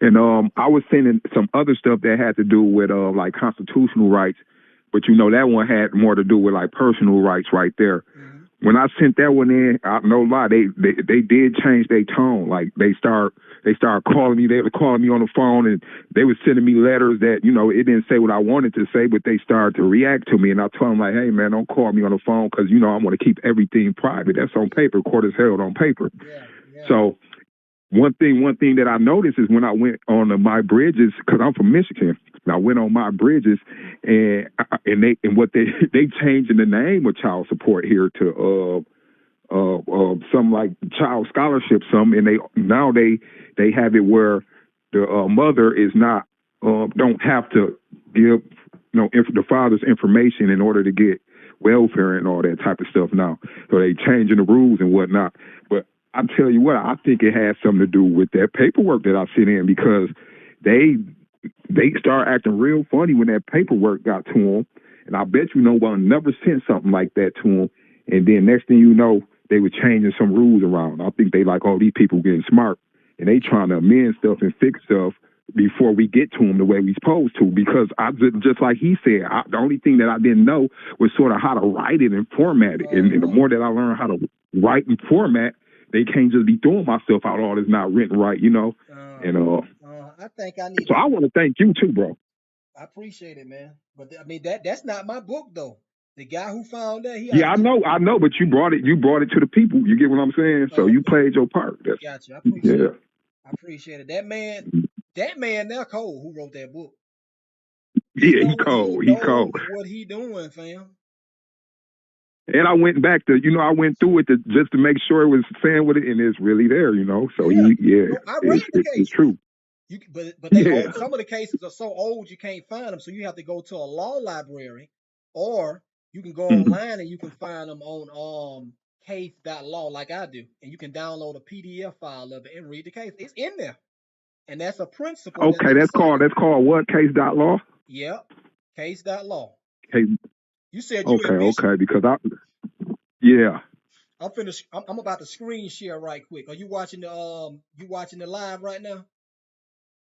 Yeah, but it got it like paused for me because I'm on the phone with you, so it's like I'm just seeing like your title page really. You can turn you can mute it or whatever, and you can still play it. And I'm gonna show you what I'm talking about. The very first Michigan Supreme Court case is on that website. Oh wow. This is why I cannot do this by myself, y'all. There may be 300 volumes in Michigan. There may be 300 volumes, and in each volume, it's probably 300 cases. I cannot do all of that by myself, and that's just one volume. Yeah, you're right. Like, man, like on some real stuff, man. Like, if you need me, because I'm into this. Like, ever since I started reading this stuff, man, it's like I took some type of liking to it, and I love it. And I'm just going through all these different cases because it's like sort of empowering, knowing that you do have rights. Because we just feel like, oh man, whatever. I ain't got no rights. It is what it is. But as I learn this stuff, it's just so empowering, man. So like if you need me for something, these rights. You have these rights whether you have a constitution or not. Yeah, that's what like a lot of these rights came before the Constitution Yeah, was even here. Like yeah. I mean, even like the Ten Commandments. You get what I'm saying? Them was nothing but rights in a way. You get what Let I'm me see saying? if I can. I'm gonna screen share right now. Matter of fact, I'm gonna do that for a little bit just to show y'all what I'm talking about. Where's the screen share? Right there. All right. So we're gonna go on case.law. Case.law. All right. This is the Iowa volume right here. This is just in Iowa. I think this is the 96 volume. But let me go back because you say you're in Michigan.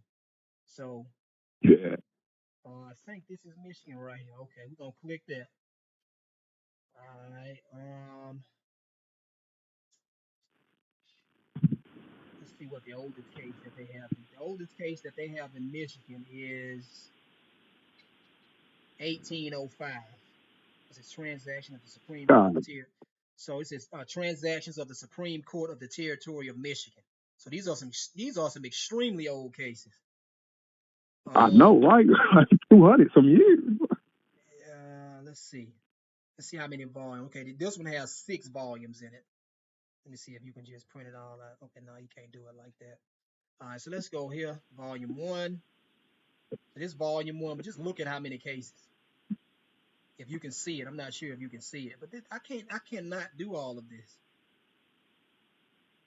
I can't do all Yeah, of it's a lot. It's a lot. That's one thing I learned. But that's how they discourage us. You know what I'm saying? You look up the meaning of one thing, and then it's send. You know, you read through all that, then they send you somewhere else, and you got to read all that. Then they send you. Saying, they yeah, don't. People don't like to read yeah, like that. You yeah, know, and that's sort of how they do it. That's sort of how they do it. Even when they dealing with us on a phone or anything, you trying to get done with them. They, you know, you call one person trying to get something done. They send you here, then they send you here. Before you know it, you right back where you started at before with no answers. You know what I'm saying? It's like yeah. a circle. This is what they do to us. You get what I'm saying? They know it wears down on your morality and stuff like that. So that's It, basically what they do. You know it's what I mean? exhausting, So man. you gotta, It's exhausting. yeah. So you have to fight through that. You have to fight through all that to get the answers that you want. And I'm glad that it's a community of people out here that's doing that. You know what I mean? Yeah, Especially as the people who don't got no rights anyway. So like I ain't gonna lie. I'm glad I found your channel and everything, and I'm tuned in. I'm a join your membership thing, whatever you got going on too, because shoot, you appreciate it, man. deserve it, bro. You brag it. Just keep going with what you're doing, you know? Appreciate it. Let me go to Arizona. This one right here. Let's see how many volumes in here. I'm just clicking on random stuff just to show y'all how this stuff is very intimidating for me. I'm not gonna read all this. I can't read all this. This is volume one. They have 242 volumes. So let's click on volume one and just see how many cases are in here. Look at this. These cases are so old that they don't even have any authorities that they can use in Arizona. So they're citing their authorities from like Great Britain or Europe or something like that. That's how old these Mm. cases is. And then as the cases, as it goes on, like you go to maybe volume 16 or something like that, as they're establishing case law for their particular jurisdiction, then they may cite some cases from these older. Citations here. Yeah, that's how they'll do it. But this stuff is so old, man. But I promise you, this is where it's at. You just gotta find it, or But it's when in you there. quick question, like when you go to those old case laws, do they still have merit? Because you know they try to throw that it's so old type thing Yeah, in they there. still How have would you merit. know if they don't have merit? Yeah, they Okay, still have okay, merit. You're if it's a principle, it's gonna have merit.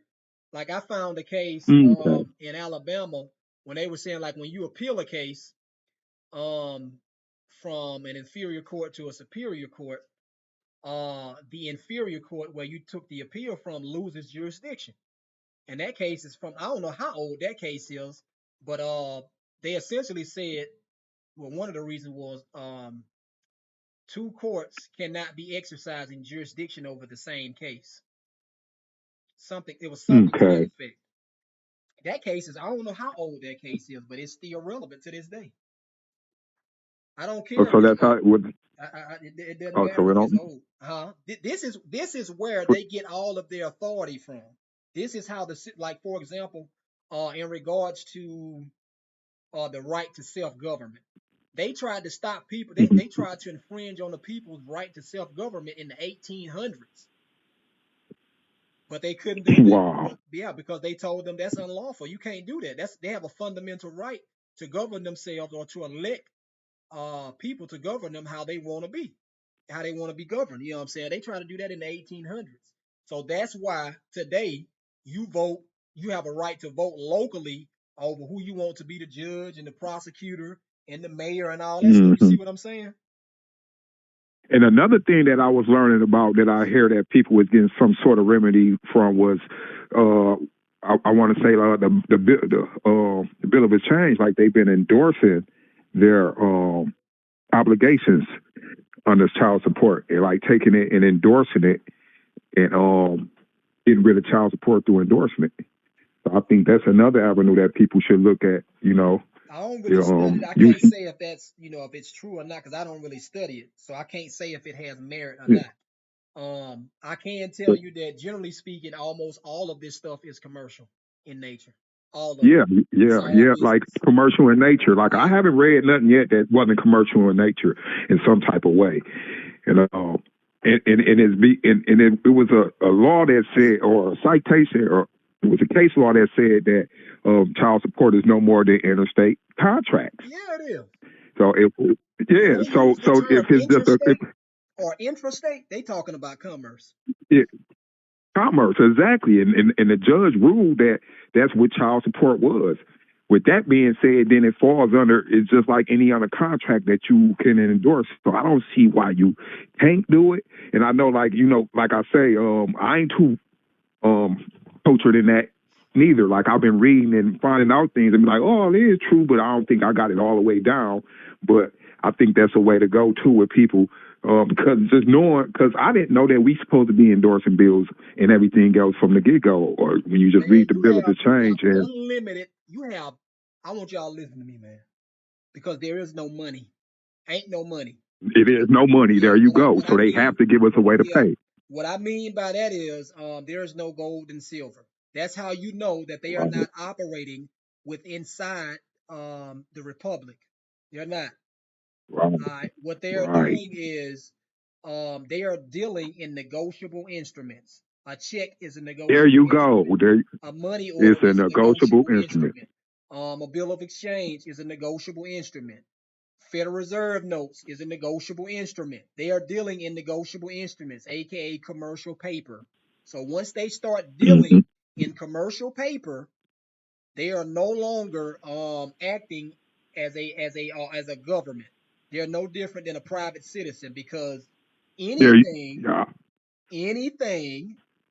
because the Constitution doesn't apply to private citizens. You see what I'm saying?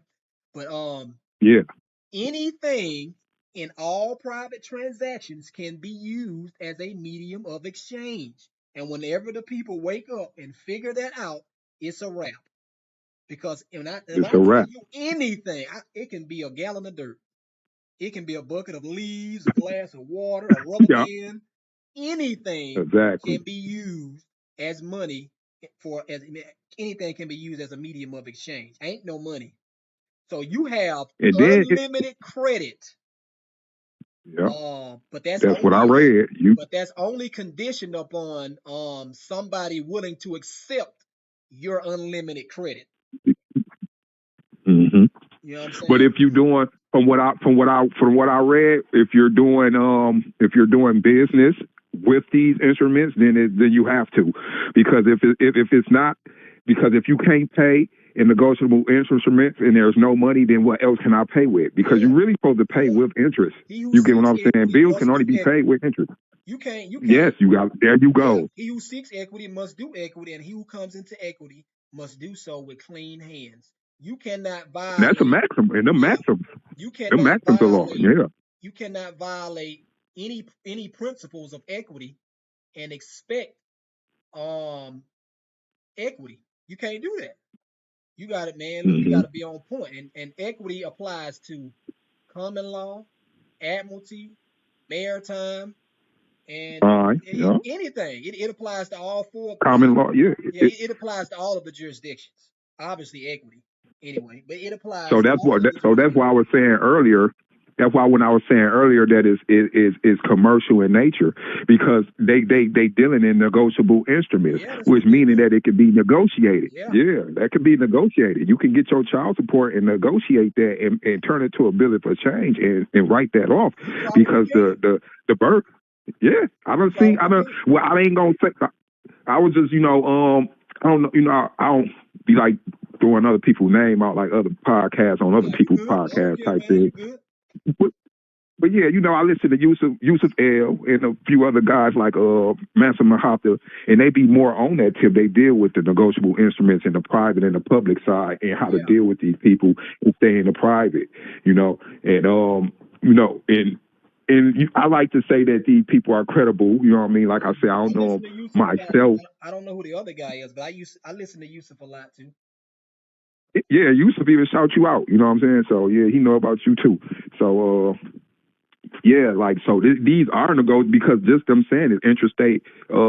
It's a ruling already, Yeah, so that means it yes, it falls is. within that And jurisdiction. they hiding it. They're hiding this from Exactly. y'all, man. They're hiding this. Now you might be able to find an old case somewhere that they're just gonna flat out tell you that's what it is because they Yeah. did their job back then, man. Man, they did their job, y'all. They were doing their job. Was it 100 years, 300 years ago? They were doing their job. That's why I'm not really reading any new cases, man. I'm reading old cases. Because that's where the new ones get their merit from. It. That's exactly what So that's where they get their y- principles from. They don't make up this stuff on their own, man.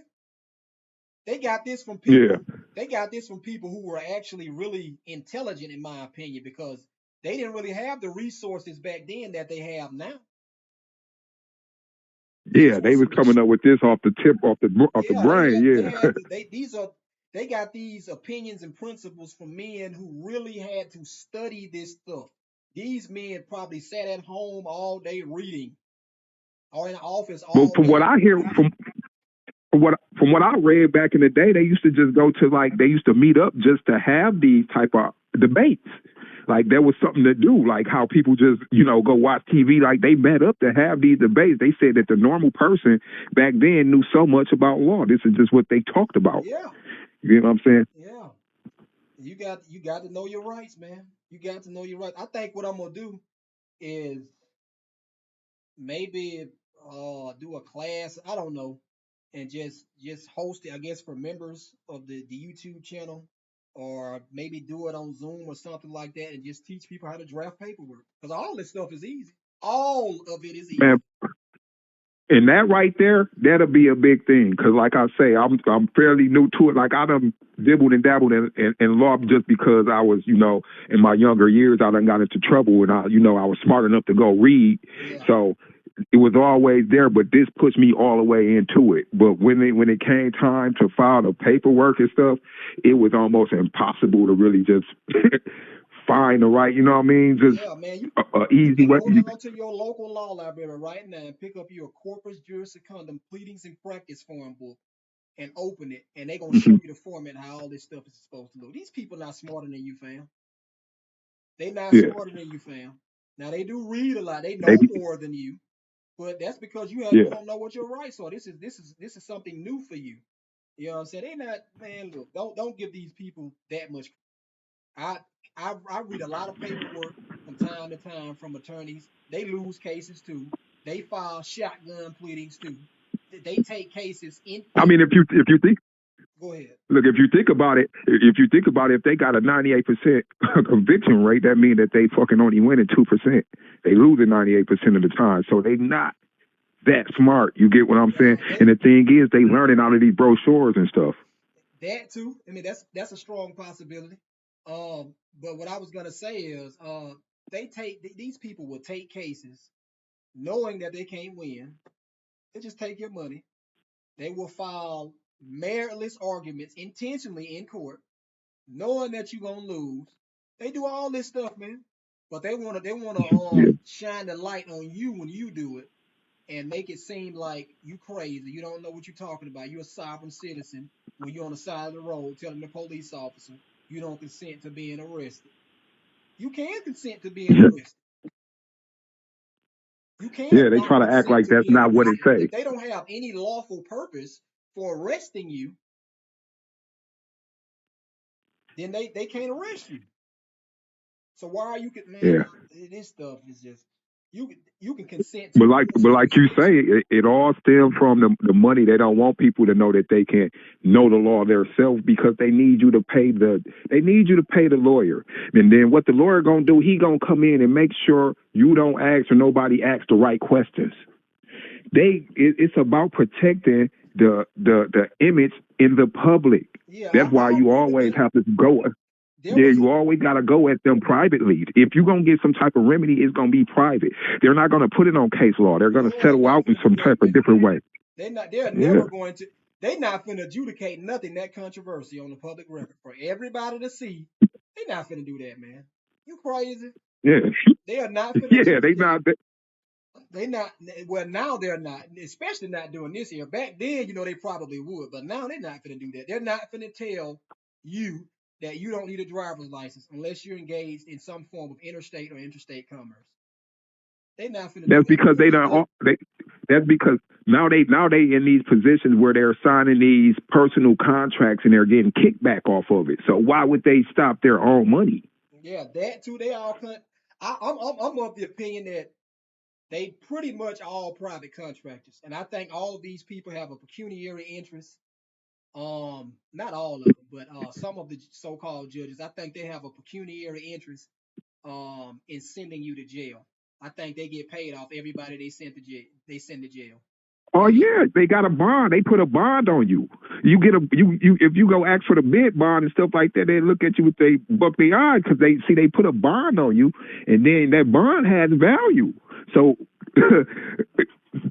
that's how they get money every time you get locked up. You see, people got to understand that these bonds and these bills and all this stuff mean it's all negotiable instruments. yeah, No matter how you use it, even when the president signed a bill, it's no different from the bill you might get in your mailbox from owning on T-Mobile or something like that. All these things are bills. They're all negotiable instruments. And when you get locked up, they put a bond out on you. They get paid off that bond. have you how And long have you when been you studying that particular area?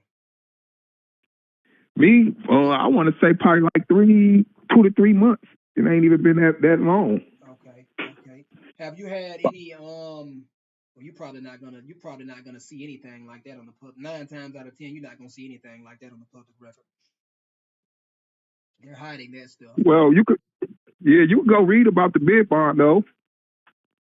What did you? I've heard about the bid bonds, but I haven't really. I don't know where to go and look to try to find it because they hide this stuff really good. They hide Yeah, it yeah, really they, good. they they hide it real good. They hide it real good. I have to go back through and look myself, but I'll tell you what, I'll send it to you. I don't know.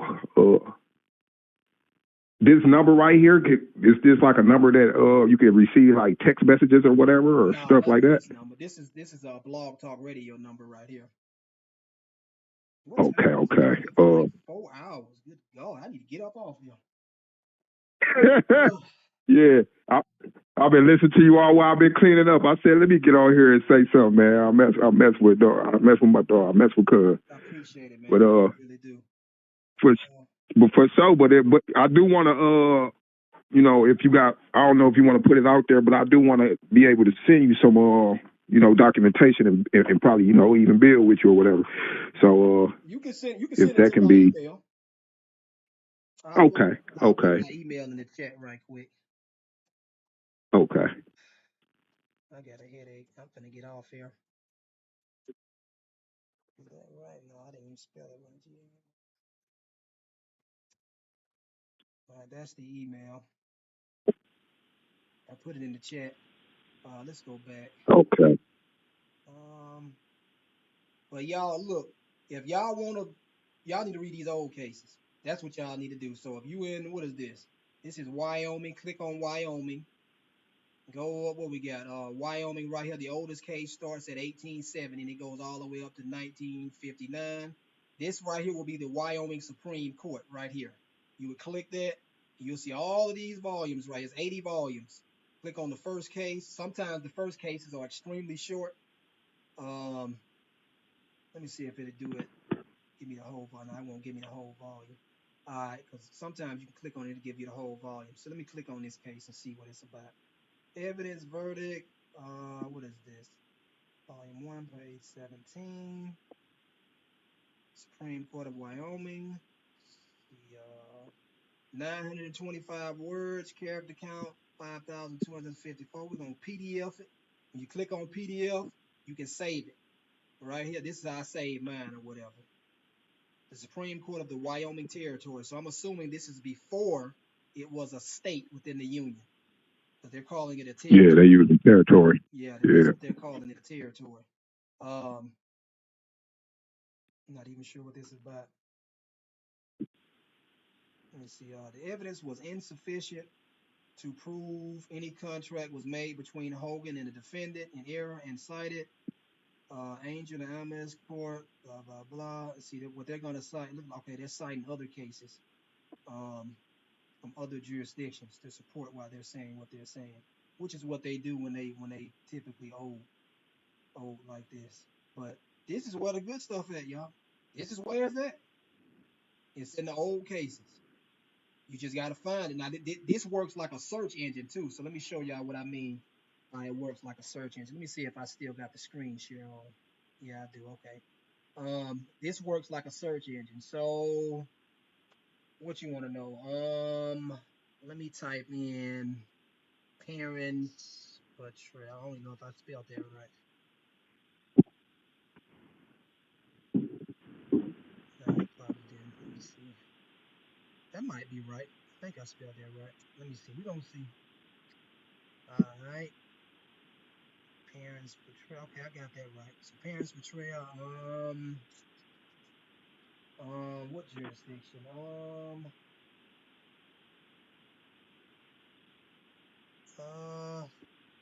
You know what? Let me go. Let's do something else. Fundamental. Right. We're gonna go to parents' fundamental rights. Parents' fundamental rights. Care, custody, control of their kids. Something like that. I'm gonna hit enter. And you'll see stuff like this pop up. But this is not old enough for me. So you want to limit it. So you want to start at probably about 1700. That's what I do. And we'll go all the way up to like 1900. And you hit enter again. Now you're going to see cases from 1860, stuff like this. This is how you do it. So what is this? This is Washington Supreme Court, 1898. Let me see. Said the child that the plaintiff was a proper person to have the care, custody, and control of said child. And control, blah, blah, blah. They talking about this stuff way back then. When a parent fails to perform this natural duty, he forfeits his right to the custody, blah, blah, blah. Same stuff, y'all. From 1899. Let me see. What is that? That is from St. Louis Court of Appeals. So this is Missouri. This is Missouri Appellate Court. What is this? This is Wyoming. Let me click on this and see what this is about. This is from 1893. How old is this? This is a long case. This is 65,000 characters and 11 words. This is a long case. It's probably about almost 20 pages, probably. Look at this. Well, I misquoted that. It's 31 pages. Click on it. You make it bigger, and all you do is just read. It's all you do.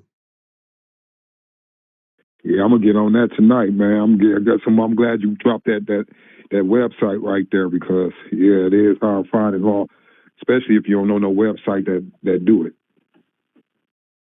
Let me see. What is that? I might need to save this case and read this. The cases be long, but they good, y'all. They real good. This is where they come up with a lot of this.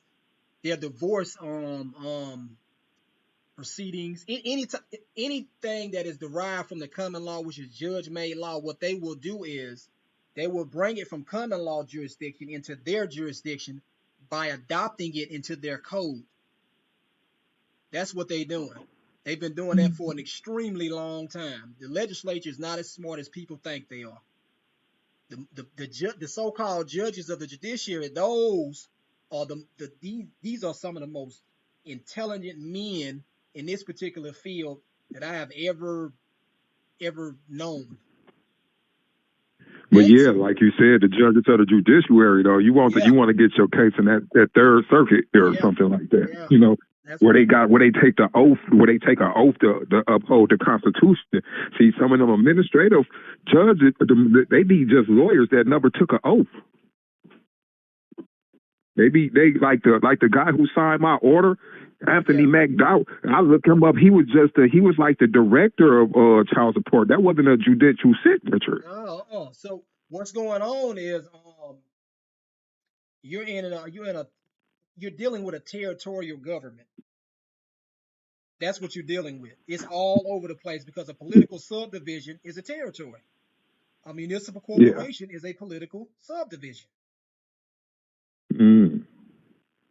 You're dealing with a Mm. territorial government. I did a video not too long ago when there was a town in Central of Alabama, the town of Central. They were not within the corporate territorial jurisdiction of the legislature. They voluntarily, Oh like, yeah, huh? I watched that one, y'all. I Yeah, watched that one, yeah, y'all. they were Yeah. voluntarily applying for a charter to make themselves subject to the corporate territorial jurisdiction of the legislature. That's what they were doing. And then they stayed in it so long that they couldn't even renege Yeah, it. sometimes you just ain't nothing you can do because equity won't allow you to yeah, do that. You acquiescence in it. they acquiesced. Now they couldn't even do nothing about it after they Yeah. figured out they didn't want it. Mm-hmm. And that's what I mean. See, it's some type of power in this acquiesce. Yeah, You it know, is. you gotta because you gotta beat them at their own game with their own rules. See, they can't make you play by the rules that they ain't going by. If you can show that, then you got a better chance. You know, acquiesce them back because you can ask them questions that they're not going to answer, like what jurisdiction this is under, the cause of nature. They're not going to want to answer that because then they'll let you know that it's all commerce. Collaterally attacked. I'm gonna have to say this one. This one looking real good. But this is where you go to read your cases at, y'all. Matter of fact, let me save this right now. Wyoming. Just save that.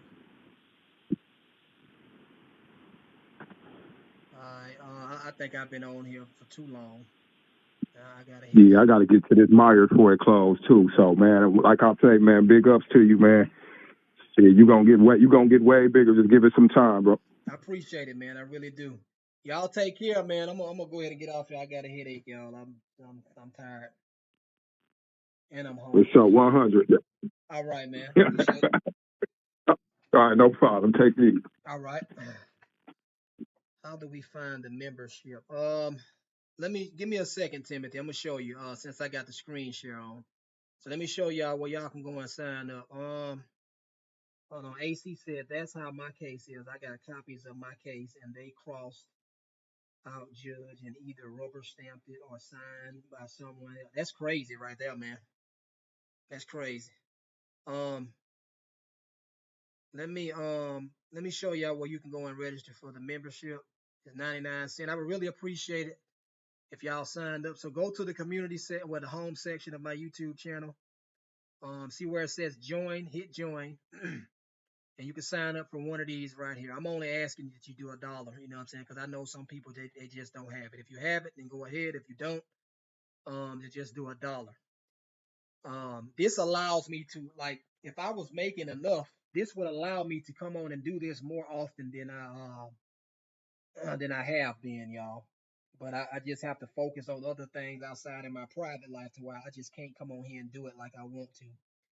Um, I think what I'm gonna do is just to show people how to draft paperwork, even though I got videos on this stuff, y'all. Let me show y'all. I already did videos on this showing you how to do this stuff. But maybe y'all want me to be there when you do it. I don't know. Because you may have questions. I can understand how that would be more beneficial. Let me go to it. Where is it at? Right here. How to type a motion to dismiss. That's one of them. How to type a motion to suppress. That's one of them. Uh, Man, I'm hungry. My stomach is growling, y'all. How to draft a motion. I can do any. I don't care what it is. It can be a writ, a petition, a brief, I don't care what it is. I can draft it, and so can you. When I show you, I guess I'm gonna just have to teach, make some videos on it, and probably I don't know how much I'm gonna charge for it, but I'll just try to make it extremely affordable for people. Um, but once I show y'all that, y'all gonna be like, okay, yeah, I see what he mean. This is super easy because all you're doing is the same thing for everything. It's the same thing, y'all. The same thing. Nobody showed me how to draft paperwork, y'all. Nobody. I just did it on my own. I went down to the law library. I picked up a corpus juris secundum pleadings and practice form, and I got the format down. I'm like, okay, cool. That's the format. Now let me draft this the way that I want it to draft. I want it to be drafted. That's how I do it now. Matter of fact, let me show y'all. What's the name of that? Did I have a? Do I have a? I don't even know if I have a copy of that ebook.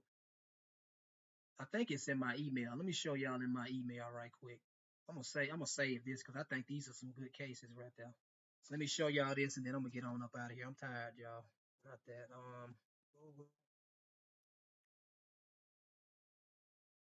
I'm about to show y'all my ebook for the um district court ebook. U.S. District Court of Appeals. I can't even find it, y'all. I can't even focus, y'all. I got a headache so bad I can't even focus. I think this is it right here. Yeah, because somebody paid me for it. So let me show y'all this ebook that I drafted. This is for the District of Columbia. All right, this is the ebook for the District of Columbia, 42 Section 1983 cases. I did the best I could. I could not spend too much time on this book, y'all, but this is the ebook. But I'm gonna show y'all the motions and stuff that I have in here for y'all. I have a sample discovery form, stuff like that. I'm just gonna show you how this stuff look that I drafted for y'all.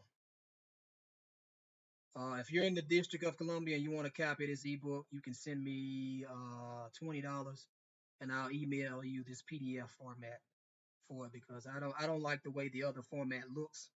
It doesn't look like this. I don't know why it doesn't, but it doesn't look like this. This is the one that looks exactly how I want it to look. Where are we at? This is chapter 4. Addendums. Okay, it's in the addendums. Okay, right here. See this? Plaintiff's request for admission. And I'm very detailed with my work because I want y'all to go and read this stuff for yourself. Like, for example, this is something that I did. I added a footnote right here. So plaintiff's request for admissions. If you're going to read 67, the footnote is going to be a case from the District of Columbia. The Federal Rules of Civil Procedure, Rule 36A1, permits a party to serve upon any other party a written request to admit the truth of any matters within the scope of discovery. The opposing party then has 30 days to admit, deny, or state in detail why it cannot fully admit or deny or object to blah, blah, blah, something like that. You know what I'm saying? I took my time and did that for y'all because I want y'all to see how easy this stuff is, man. This stuff is easy. Anybody can do this stuff, man. I'm not no guru with no special superpowers. I'm not supreme over anybody like that because I was exactly where y'all are right now. I've been there before, but I just studied, and none of this stuff never it started to click for me when I became a plaintiff in a case. When you become a plaintiff in a case, it should open your eyes up. It really should because all of this stuff is the same. Just like you can't say the police officer unlawfully arrested you without facts showing how you were unlawfully arrested. You can't do that because that's a violation of due process. If you can't do it, you can't do it in the civil case. You know you can't do it in the criminal case. It's a violation of due process. And they do this all the time. All they do is copy and paste the statute. They don't never insert any facts of who, what, when, where, and why. What did you do that actually made them reasonably conclude that you committed disorderly conduct or resisting arrest or something? They do this all the time, y'all. All the time. All the time. Request for production. See, it's the same thing. All of this stuff look the same. All of it. I have another footnote in there showing you Rule 34 governs document production and provides that a party may request that any other party produce documents within the scope of Rule 26B. If a proper request is made, the party to whom the request is directed must respond within 30 days after being served. If they don't serve it and they don't have a good reason, you move to sanction them for it.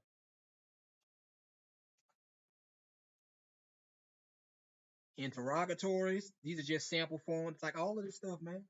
I have another footnote in here. Federal Rule 33 allows a party to serve any other party no more than 25 written interrogatories, and the interrogatories may relate to any matter that may be inquired into under Rule 26B.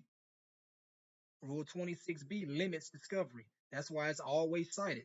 Plaintiff's objection to defendant's exhibits. All right, this is how it's supposed to look. This is how mine look anyway. You know, Rule 402, if you're going to read Federal Rules of Evidence 402, it's going to tell you that only relevant evidence is admissible. If it's irrelevant, it's inadmissible as a matter of law. So you object to it. And you state the reasons why it's irrelevant. It lacks foundation. It hasn't been properly admitted. Stuff like that.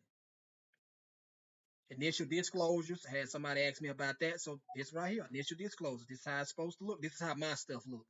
All right, but I want y'all to see how the format.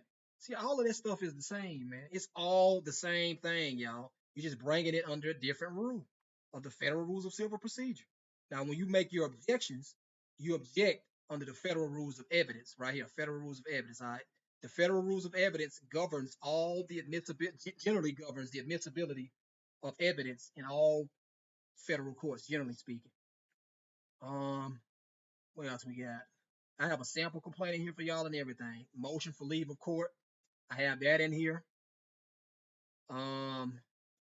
Plaintiff's first motion for an enlargement of time. If you need more time to respond or something like that, I have that in here. Sample format for that. Motion to strike. You want to strike their pleadings. I have a sample form in here for that. Motion for summary judgment. I have a sample form in here for that. This is an extremely long motion. All right. Summary judgment is extremely long. Depending on the facts of the case, it can be. Motion for a definite statement. If they file something, if they file a shotgun pleading and you don't know what they talking about, this is what you need to file, or you can file a motion to strike. Have all this stuff in here for y'all, and I'm citing cases right here. I know what I'm doing, y'all. I'm not an attorney, okay? I don't want to be one, but I know what I'm doing, and I'm explaining this stuff for y'all. Let's get on to the sample complaint. Here's the sample complaint right here. This is generally speaking, this is how it's supposed to look. This stuff is not hard. It's not hard, y'all. You can do this. It's 44 pages. That's it. Short, sweet, straight to the point. You can do this.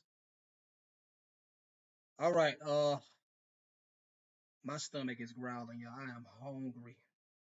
It is growling bad. So I'm gonna go. Oh my good God, my stomach is growling, y'all. Oh boy, my stomach is growling. Man, I'm so hungry. I gotta get off here, man. That'll be it. I'm gonna go ahead and end this live. Hopefully this helped somebody. Before I go, I want to thank everybody for their time and watching. And if you haven't already, please go ahead and sign up for my juror membership. It's 99 cents. I'm gonna go ahead and get off here, man. Good night, y'all. The Supreme Litigant is out. Peace. Man, I'm